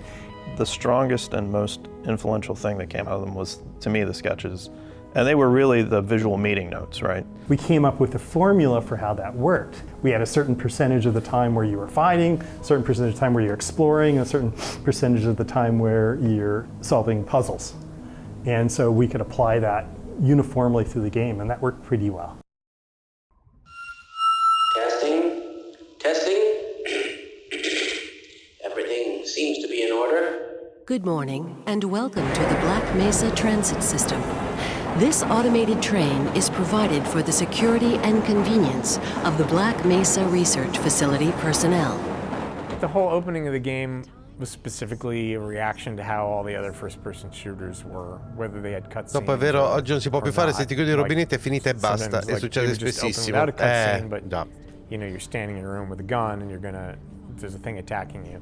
So we could look at examples of all that, and I think there was expectation that that's what Half-Life had to do because every other game was doing it. I can tell you the number of people who started up the game, were staring at it, and then accidentally bumped their mouse and realized this is live. Yeah. And as simple as that sounds, it was mind-blowing for so many people because there was too much going on. This isn't real time, this is a recording, you know. That was sort of the way we, stumbled through a lot of the new narrative tricks. It was like, well, what can we do? Che figata, quello è un momento molto bello, l'ho provato raramente nei giochi, ma veramente molto bello il momento. You're this anonymous scientist and you're riding on this train into work and rolled the credits at the beginning. It was kind of like a cinematic experience almost. Like I don't think games had really gone down that road. It's so funny to look at it now because it's so primitive, but at the time it felt like you were really in this Black Mesa world.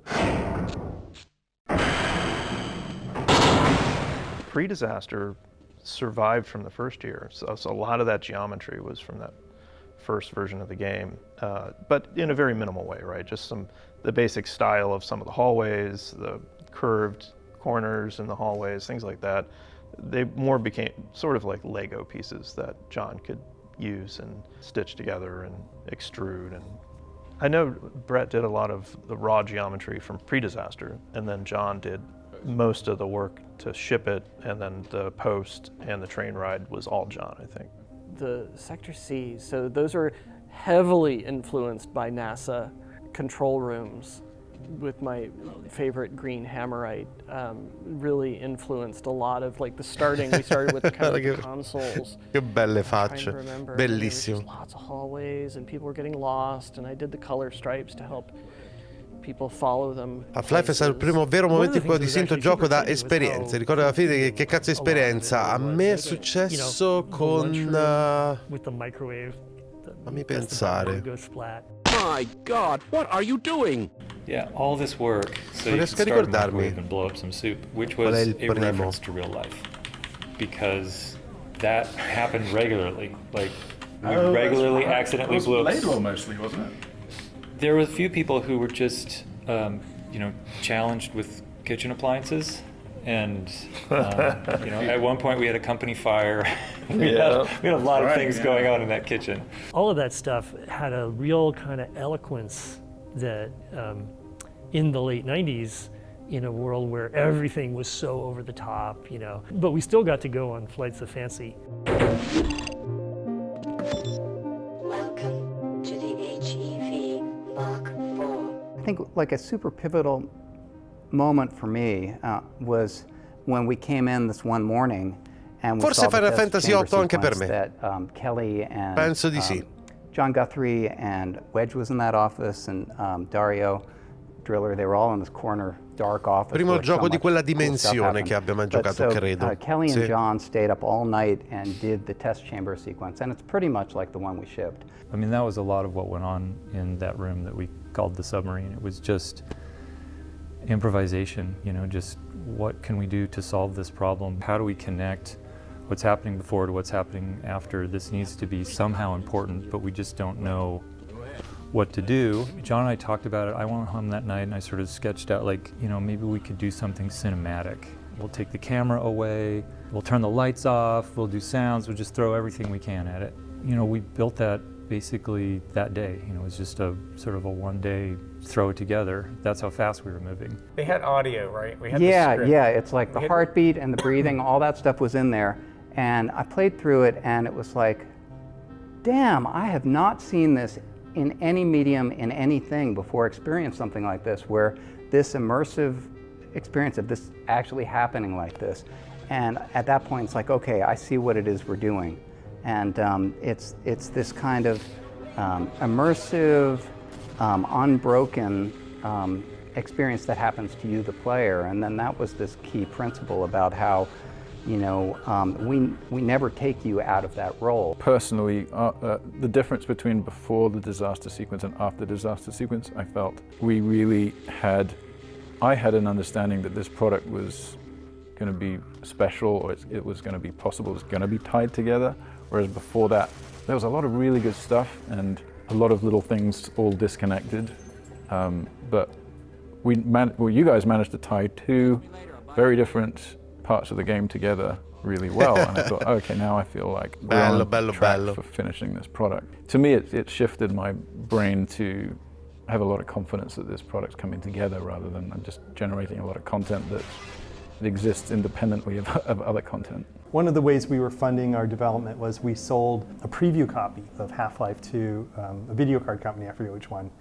And so they had in their contract that we had to deliver it to them by a certain date.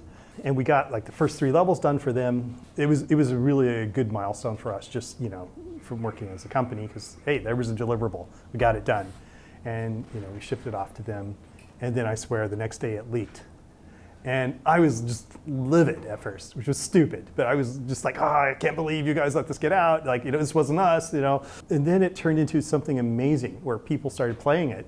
And it was all over, and we started, you know, seeing it, you know, online, what people were thinking about it. And I forget which magazine who said, usually we don't review, you know, beta software, but they reviewed it and said, this is awesome. And that gave us a tremendous amount of confidence. It was an outside validation of what we were trying to do, you know, that it was the right thing.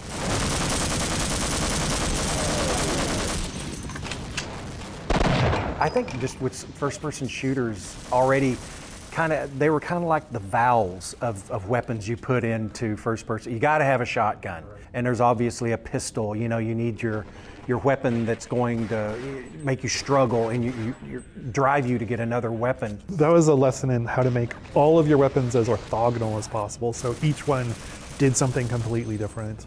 All of the crazy weapons, those are my fault. So I did like the rocket launcher and the Gauss gun and the snarks. Oh, I like snark. Il lancia. Snarks always made me laugh. Snark. It's just always funny to watch people run away from the snarks. The squeak grenade. It's called the snark, but I wanted something, a little creature that you could bring up and hold, and you could throw it out, and it would just start running. Because people were camping, and everybody hated campers at that point. So you wanted the anti-camp weapon. But it was kind of, you could literally find a little hidey hole and just sit out there and just throw out 30 of them. And they're all over the map. I had a cat. And you'd sit there, you do your finger blue. Yeah, you do your finger towards him, and he'd get mad at you and he'd swat. So that was the inspiration for that particular animation. And then the other, that big alien creature with the, we needed some kind of alien weapon. Questo è bellissimo. Drew that one, built that un one, di classe. animated that one. But that was also another one that whenever you could get in a corner and just shoot them in the air because the hornets would track. I think that was the biggest thrill, is brainstorming these with your crew, making them, building them, putting them in the game, and then playing with them, and then they're fun. So there's sort of a trope of having a melee weapon. I think it was Steve Bond and Ken Birdwell and I were saying we wanted a device where the world was reacting to. It really goes back to that theory of fun. But we were just running around like idiots, smacking the wall. It's an odd thing to know in retrospect, but at the time it felt profoundly satisfying to be able to smack walls. And that was just an example of how that fairly abstract notion of what fun was ended up translating into a set of decisions that were really visceral. When you're going around whacking a wall, a crowbar is an obvious thing to whack the wall with.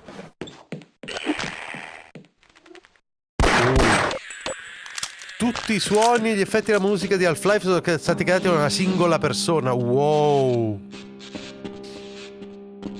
Questa persona che ha scritto il codice caricare DSP Reverb Effect. Porca miseria, che figata! Giove, grazie mille della sub.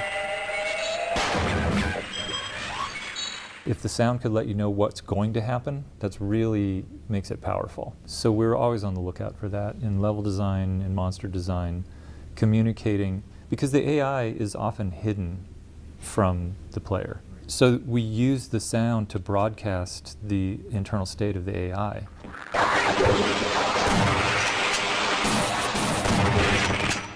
You know, soldiers, they tell you, I'm injured, I'm going to throw a grenade, I'm taking cover.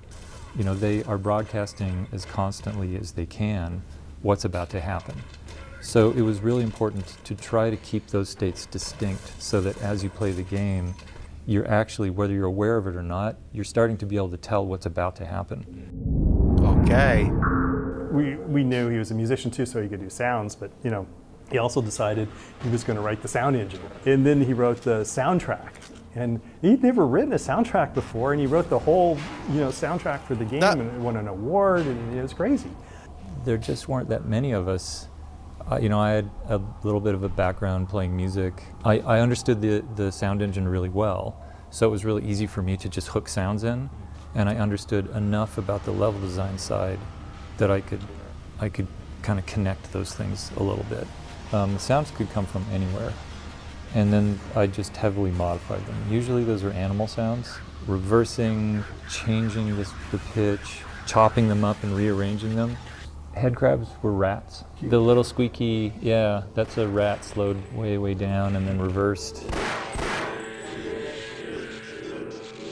Ooh, giusto. Yeah, DSP stuff was another cool thing that Kelly built. When you got an event, it sounded like you were an event, and that wasn't really happening, I guess, at least in Quake and other games I was playing back then.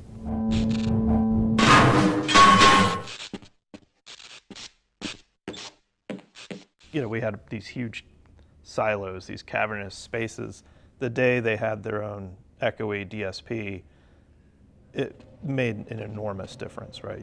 You believed the space.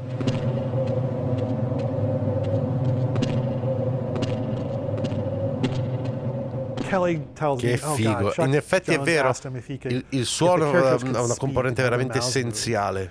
And Kelly said, that's super easy. I could just look at the audio and see if they're talking and do that. But getting their mouth to move is stupid, he says to me. And I look, Chuck Jones told me the same thing. I told him making the mouths move was super trivially easy, but knowing when they're talking and knowing how to follow the envelope of the speech would be impossible. And Kelly and I just both looked at each other and oh. And so I went back to my office and he went back to his office. And I think within an hour, the characters were talking and their mouths were moving. And it was only because we sat there at lunch bitching about an animator who was 100% right. Why are you leaving me here? Scientist conversations, Kelly and I made that. When they're next to each other, one scientist will occasionally play a question and the other one will give him an answer. And it's not a script, It just it might not always make sense. I am rather looking forward to this analysis, aren't you? I don't think so. But it had a bunch of personality. It was really cool. And I worked on getting those guys to look at you and turn their heads. When we first added the ability for scientists to respond to the player and other things in the environment, I would call them response rules. The first time that went in, Marduk, grazie mille. The elevator, and one of them looks at you and goes, "Oh, hello, Gordon." And then they explode into a pile of jibs at the bottom. Hello, the automatic diagnostic and announcement system welcomes you to the Black Capitolo 6, costruire Black Mesa. Ok.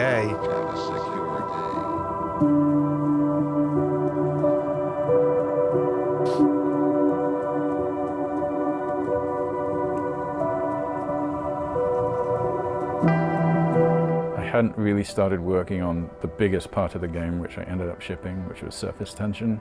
Prior to then, a lot of the work that I had done was the alien research labs, which turned into questionable ethics, and all of that was ditched. There were some concepts made it through, everything was rebuilt from zero. But you know what did make it through was power up. Yeah, basically that geometry survived completely intact. It was so closely designed for that creature that because the creature survived, the levels survived along with it. Yeah, there's this sort of central circular thing where you have to rotate the train, and you have to kill the Gargantua first because he was always defending the way out. And then you have to go to another area which looks very much like it was designed for Quake, because pretty much it was. There was a flooded pump room, and you have to drain the generator, and then you can switch the power on, and then you can take the train out. Yeah, I remember him being totally central to this whole thing. And then, well, how do we block the player? Which is, that's pretty much like design point number one for all level design. Okay, well, how do we prevent the player from just walking straight out through the exit? And you design backwards from there.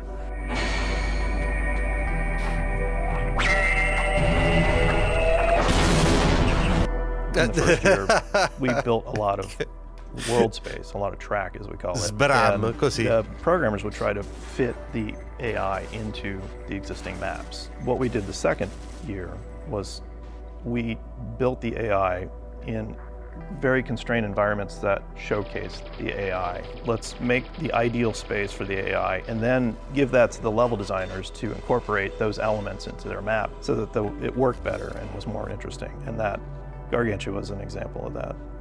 And the grunts especially. Yeah, we had the AI that Steve had been working on, and he had designed all these interesting encounters with them just in his test map. And so he had them up high and down low. And so basically we just sort of re-leveraged that and say, okay, let's start where the player comes in low and there's a Marine on the same level. And then the next one, they're up high and then they come running down. Because it was really neat to see them retreat. They'd try to run back up the stairs and try to flank you from another side. So Steve Bond, like I mentioned earlier, was this really young guy who had been making mods in Quake C, really the designer for so much of the AI. I mean, all the stuff that's good about the soldiers, the grunts you fight in Half-Life. Yeah, we had a little bit of a language we could sort of use to say, you know, this is a place they can climb, this is a place they can jump to, this is a good place to hide. These are good places to go in general, or interesting places. So, you know, the AI had a little bit of help.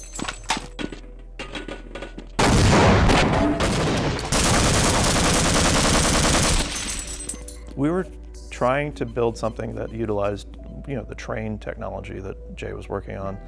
And we thought, well, let's give the player something that they can control, but in a limited way. We couldn't do vehicles like you see in Half-Life 2. So we did this, the most constrained vehicle we could think of, which was the train. Players didn't always bring the train with them. And so you had a bunch of these poor people walking down these tunnels. Oh, is that why you electrified the rail? Yeah, and the rails were, that was part of the feedback. From that. Part of the feedback was, well, you can just bypass all that, so we made the rails electric. It's like, well, maybe that'll teach them to bring the train with them. But the basic idea was, you know, let's explore that and then also reveal some of the hidden deep parts of the base, you know, the abandoned areas where you might get a lot more of the Zen creatures. You know, we had designed some of the ones that didn't make it into the game to appear there, you know, bats that would dive bomb you and while you're on the train. Yeah, Stuka bats. And then we also tried hard to not make it feel like it was this super linear thing, so we tried to give little branches, and so there were some challenges there.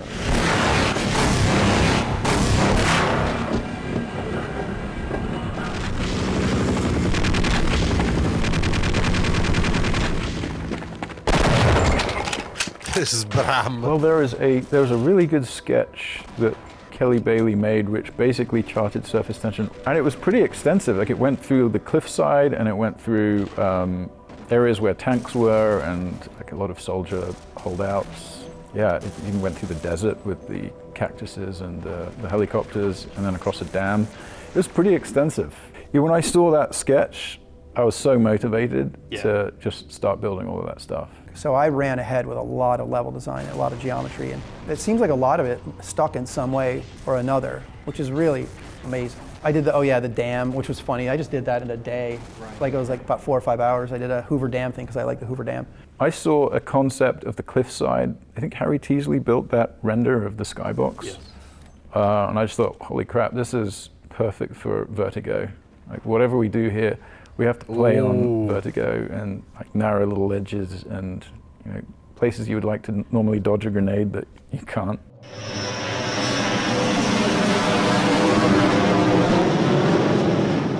And that's the moment. That's really the big part of that level, is that reveal. And the play is kind of supports it afterward. Yeah. The helicopter comes in, you're fighting the helicopter, which is awesome.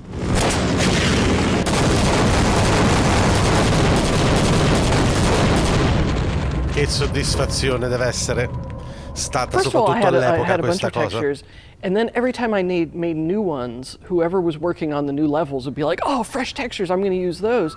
Somebody making another level would start using them, and I was like, no, this is chaos. We need to restrict this. So I started naming the texture sets by the level that they were made for. I was trying to enforce some sort of like visual cohesion, and so that really ended up working.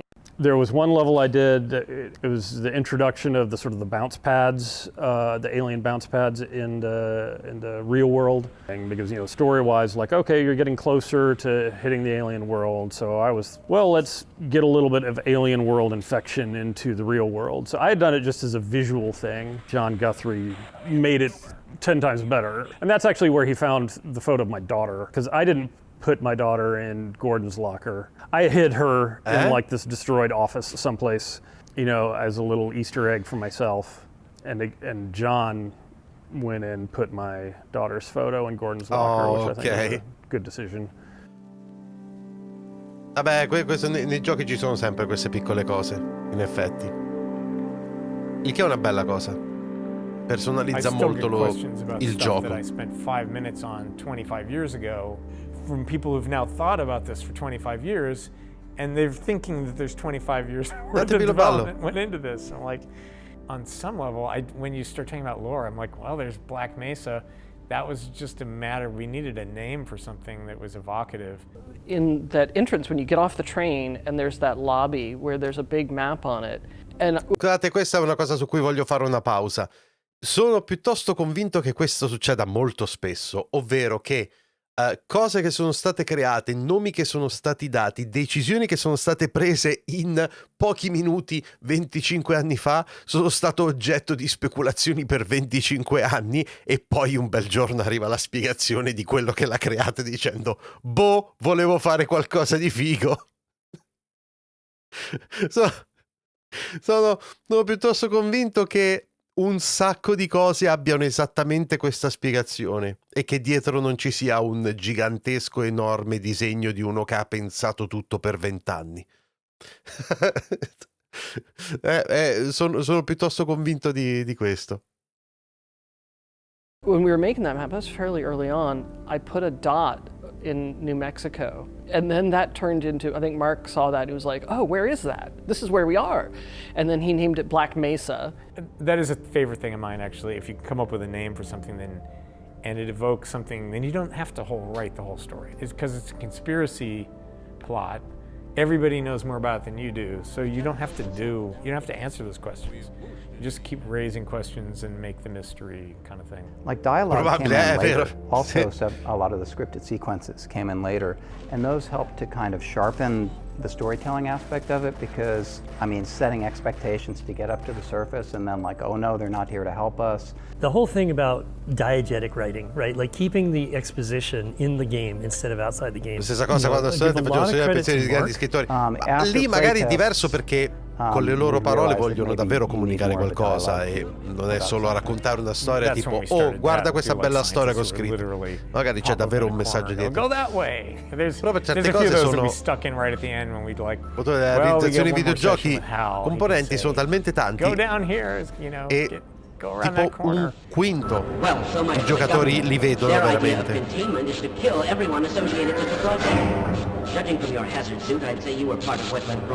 I knew Hal from San Francisco as an artist, cartoonist. He was also an animator and an actor in some science fiction movies. So when we got down to the wire, we did a bunch of voice casting and nothing was right. And I just kept thinking of Hal. And I finally just called him and said, Hal, I want you to at least talk to people here so they can hear your voice. And I got him on a speakerphone and I had a bunch of people gathered in my office. And I'm like, okay, Hal, everybody's here. And he's like, well, what would you like me to say? And everybody was like, this is him. This is the guy. Why do we all have to wear these ridiculous ties? Another interesting voice thing was the G-Man. So we liked Mike Shapiro's work. So we knew we wanted to use him, but we brought him in to do Barney and also the G-Man. So we did a take on all the G-Man lines with kind of a straight voice, and it was thinking that, okay, we have something safe, but we're not super excited about it, give us something else. Ma cazzo, tu hai segnato la mia giovinezza, e loro, per me era un lavoro e basta. Then is in our control. Secondo me è più comune questo del... Thanks to you. Quite a nasty piece of work you managed over there. I am impressed. And we took it back, and everybody just loved the crazy lizard voice, and so that's how it worked out. Did you do the Nihilanth? I did. Okay. Ladies and gentlemen, the Nihilanth. Just imagine his head floating in space as a baby.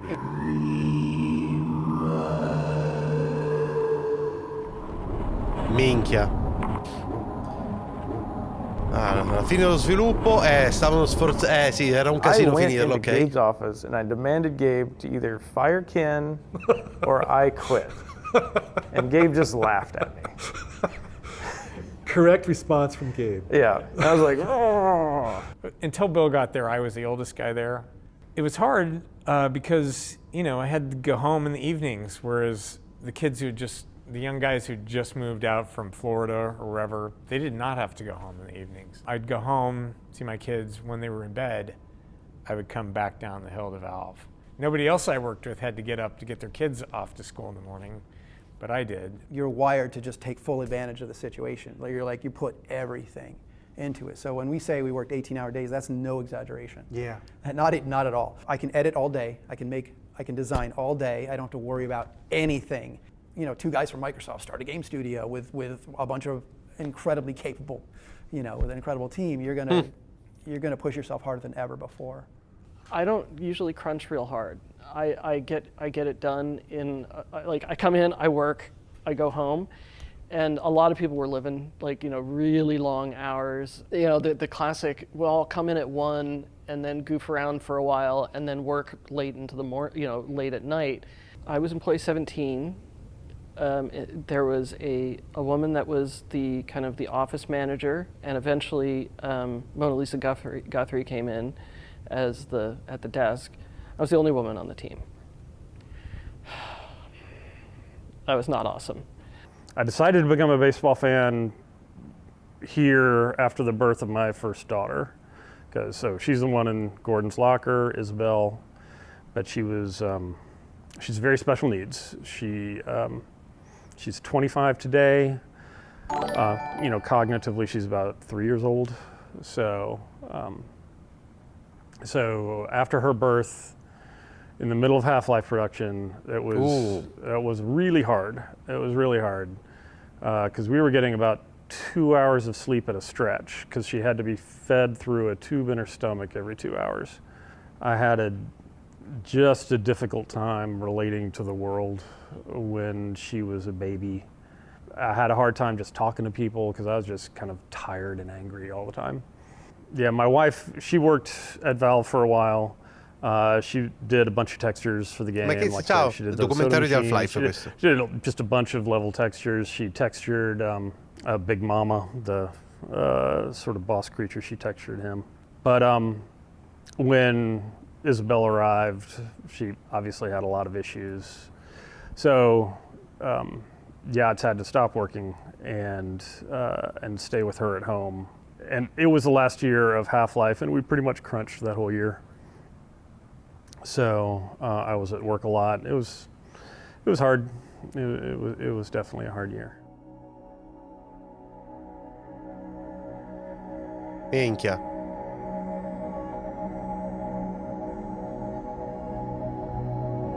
Capitolo 8, Xen. Games have often had this thing where they're just a little too attached to Star Wars, Blade Runner, Aliens. So it wasn't that hard to try to get people to go, let's think of something really alien.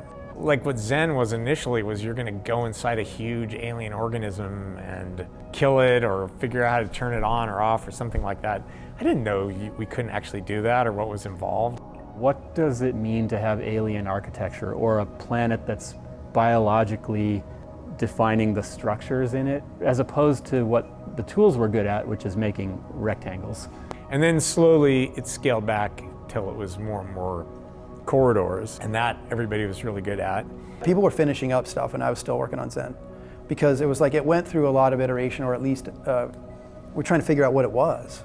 Different people were taking swings at it, either in static concepts. Weren't you under a bit of a timeline crunch for it as well? Yeah, it was the end of the game. Yeah. I wanted to cut stuff out, and they're like, no, leave it in. I'm like, yeah, but I don't have any support for this. Right. And then after a lot of it was built, is like, oh yeah, we're gonna change the gravity and give you a jump pack. That came later. And I was like, There's a lot of stuff, especially in Xen, where you're getting close to a first draft of some things, right? Because we just didn't have time, and we got to the end of the game, and so we considered not going to Xen, but the art concepts people did were so cool. For the Xen textures, I was deeply inspired by electron microscope imagery, and we had so much of that regular structural texture material that I wanted to do something more organic. Insects as well. I think there's a lot of textures that were based on beetles. That was really fun. and incredibly challenging levels to make because that editor was not friendly for organic shapes. I built the little behaviors for the tree that hits you if you get too close, and the light stalk that kind of hides. But Ken did a bunch of AIs there, the floating controller guys. And the flying guys were great, but you had to set up air nodes for them to travel properly. I prototyped a lot, and some of those prototypes were used in the final battle, I believe, and also for the Gonard, which I think Randy did. We, at some point, have to stop polishing. At some point, we have to, like, it is what it is. And if the player hasn't had fun up until that point, well, then we failed. They're not going to get to that point, so who cares? It just has to finish, and it did.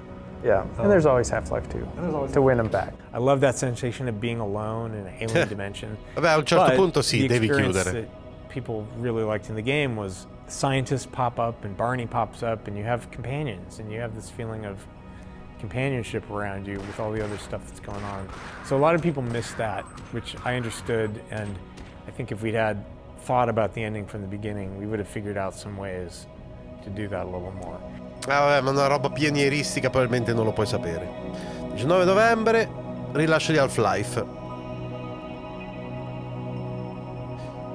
Una parte del team e le famiglie sono andate in vacanza in Messico, a drogarsi probabilmente.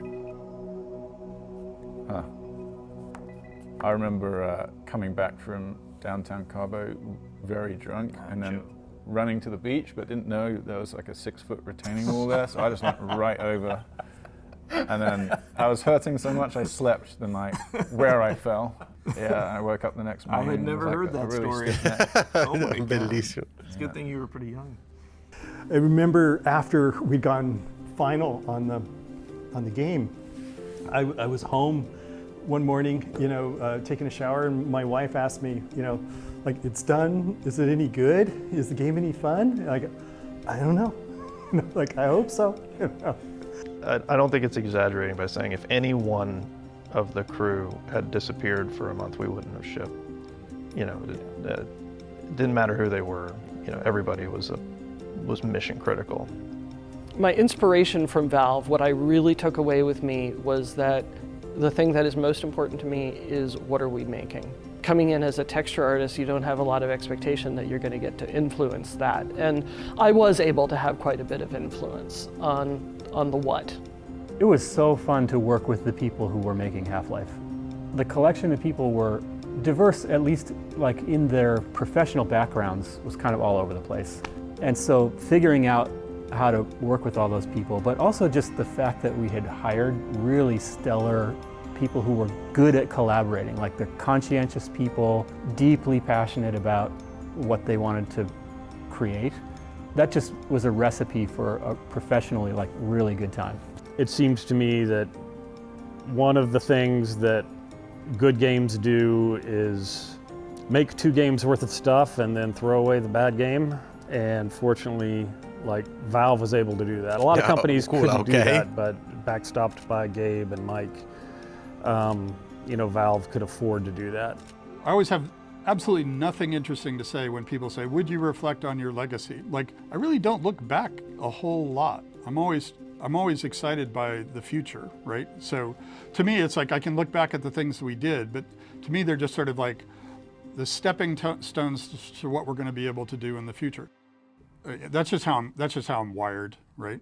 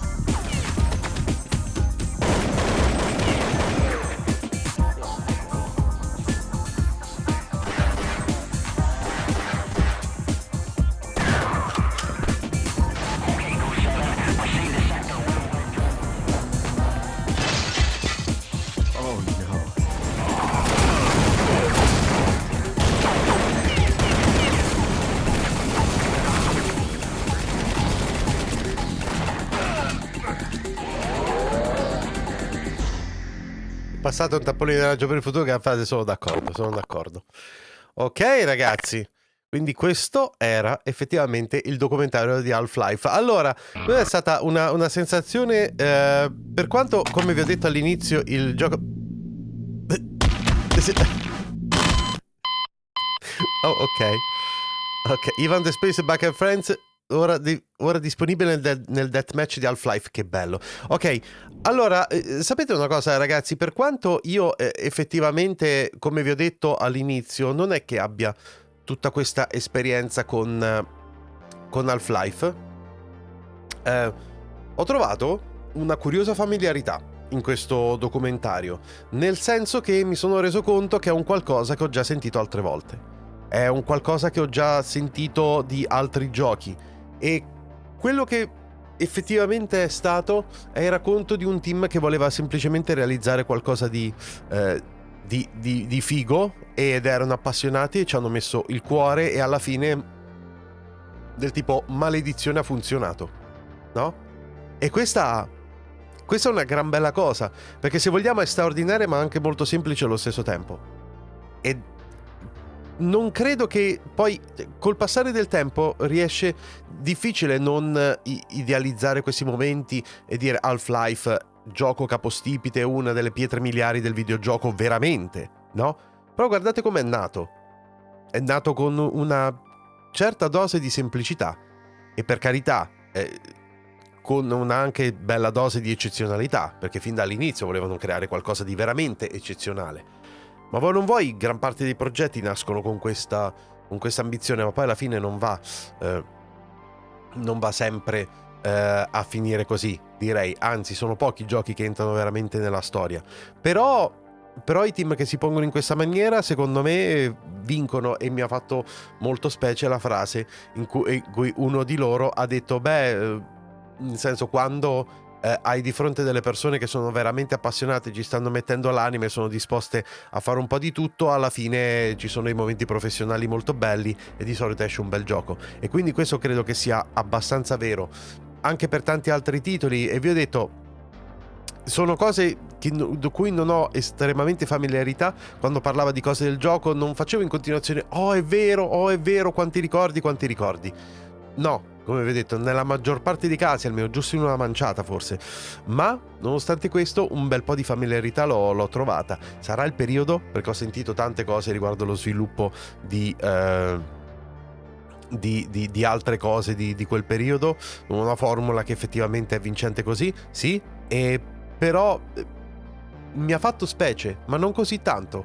È una storia abbastanza semplice, vuoi o non vuoi, il che fa ben sperare per il futuro, nel senso che spero che sempre ci saranno gruppi di ragazzi e ragazze che hanno semplicemente voglia di creare un gran bel gioco e nient'altro, ma poi viene tutto il resto. E quindi diciamo che in questo momento, mentre vi sto parlando, con tutta probabilità sono a lavoro quelli che faranno la prossima pietra miliare del videogioco, e magari sono nel garage di qualcuno o sono a casa a parlarsi su Discord, e magari in 3, no? E parlare di che cosa diavolo fare con una certa cosa del gioco che stanno sviluppando. Questo tipo di semplicità mi piace particolarmente, e mi fa sperare che non smetteremo mai di vedere dei capolavori finché ci saranno dei ragazzi così, e grazie a Dio credo che sempre ce ne saranno, ecco. Quindi è un po' quello che penso, ragazzi. Quindi come vi è sembrato il documentario? Piaciuto? Sì, vedo che comunque grosso modo vi è piaciuto, sì.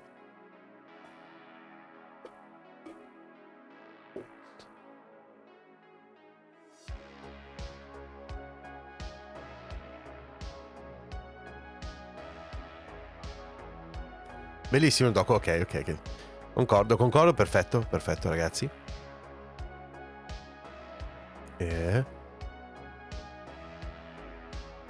Fantastico. Oggi poche views, vabbè, un po' di meno oggi, ma va bene così. Considera anche che un'ora e passa di documentario di Half-Life, quindi se vogliamo è una cosa anche un po' di nicchia, me ne rendo conto.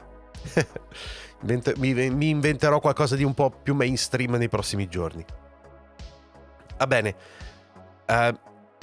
Va bene, ragazzi, dai, io direi che è il caso di salutarci adesso, perché la live è andata anche molto oltre rispetto a quello che pensavo, e noi ovviamente ci vediamo alla prossima, e vi ringrazio molto di essere stati qui in live. Sì, il messaggio universale, assolutamente, questo mi fa molto piacere, che il messaggio sia stato così universale. Noi ci vediamo alla prossima, ragazzi, grazie a tutti per essere stati qui insieme. E ovviamente domani ancora live, poi sabato stop e domenica serate iscritti e followers. D'accordo?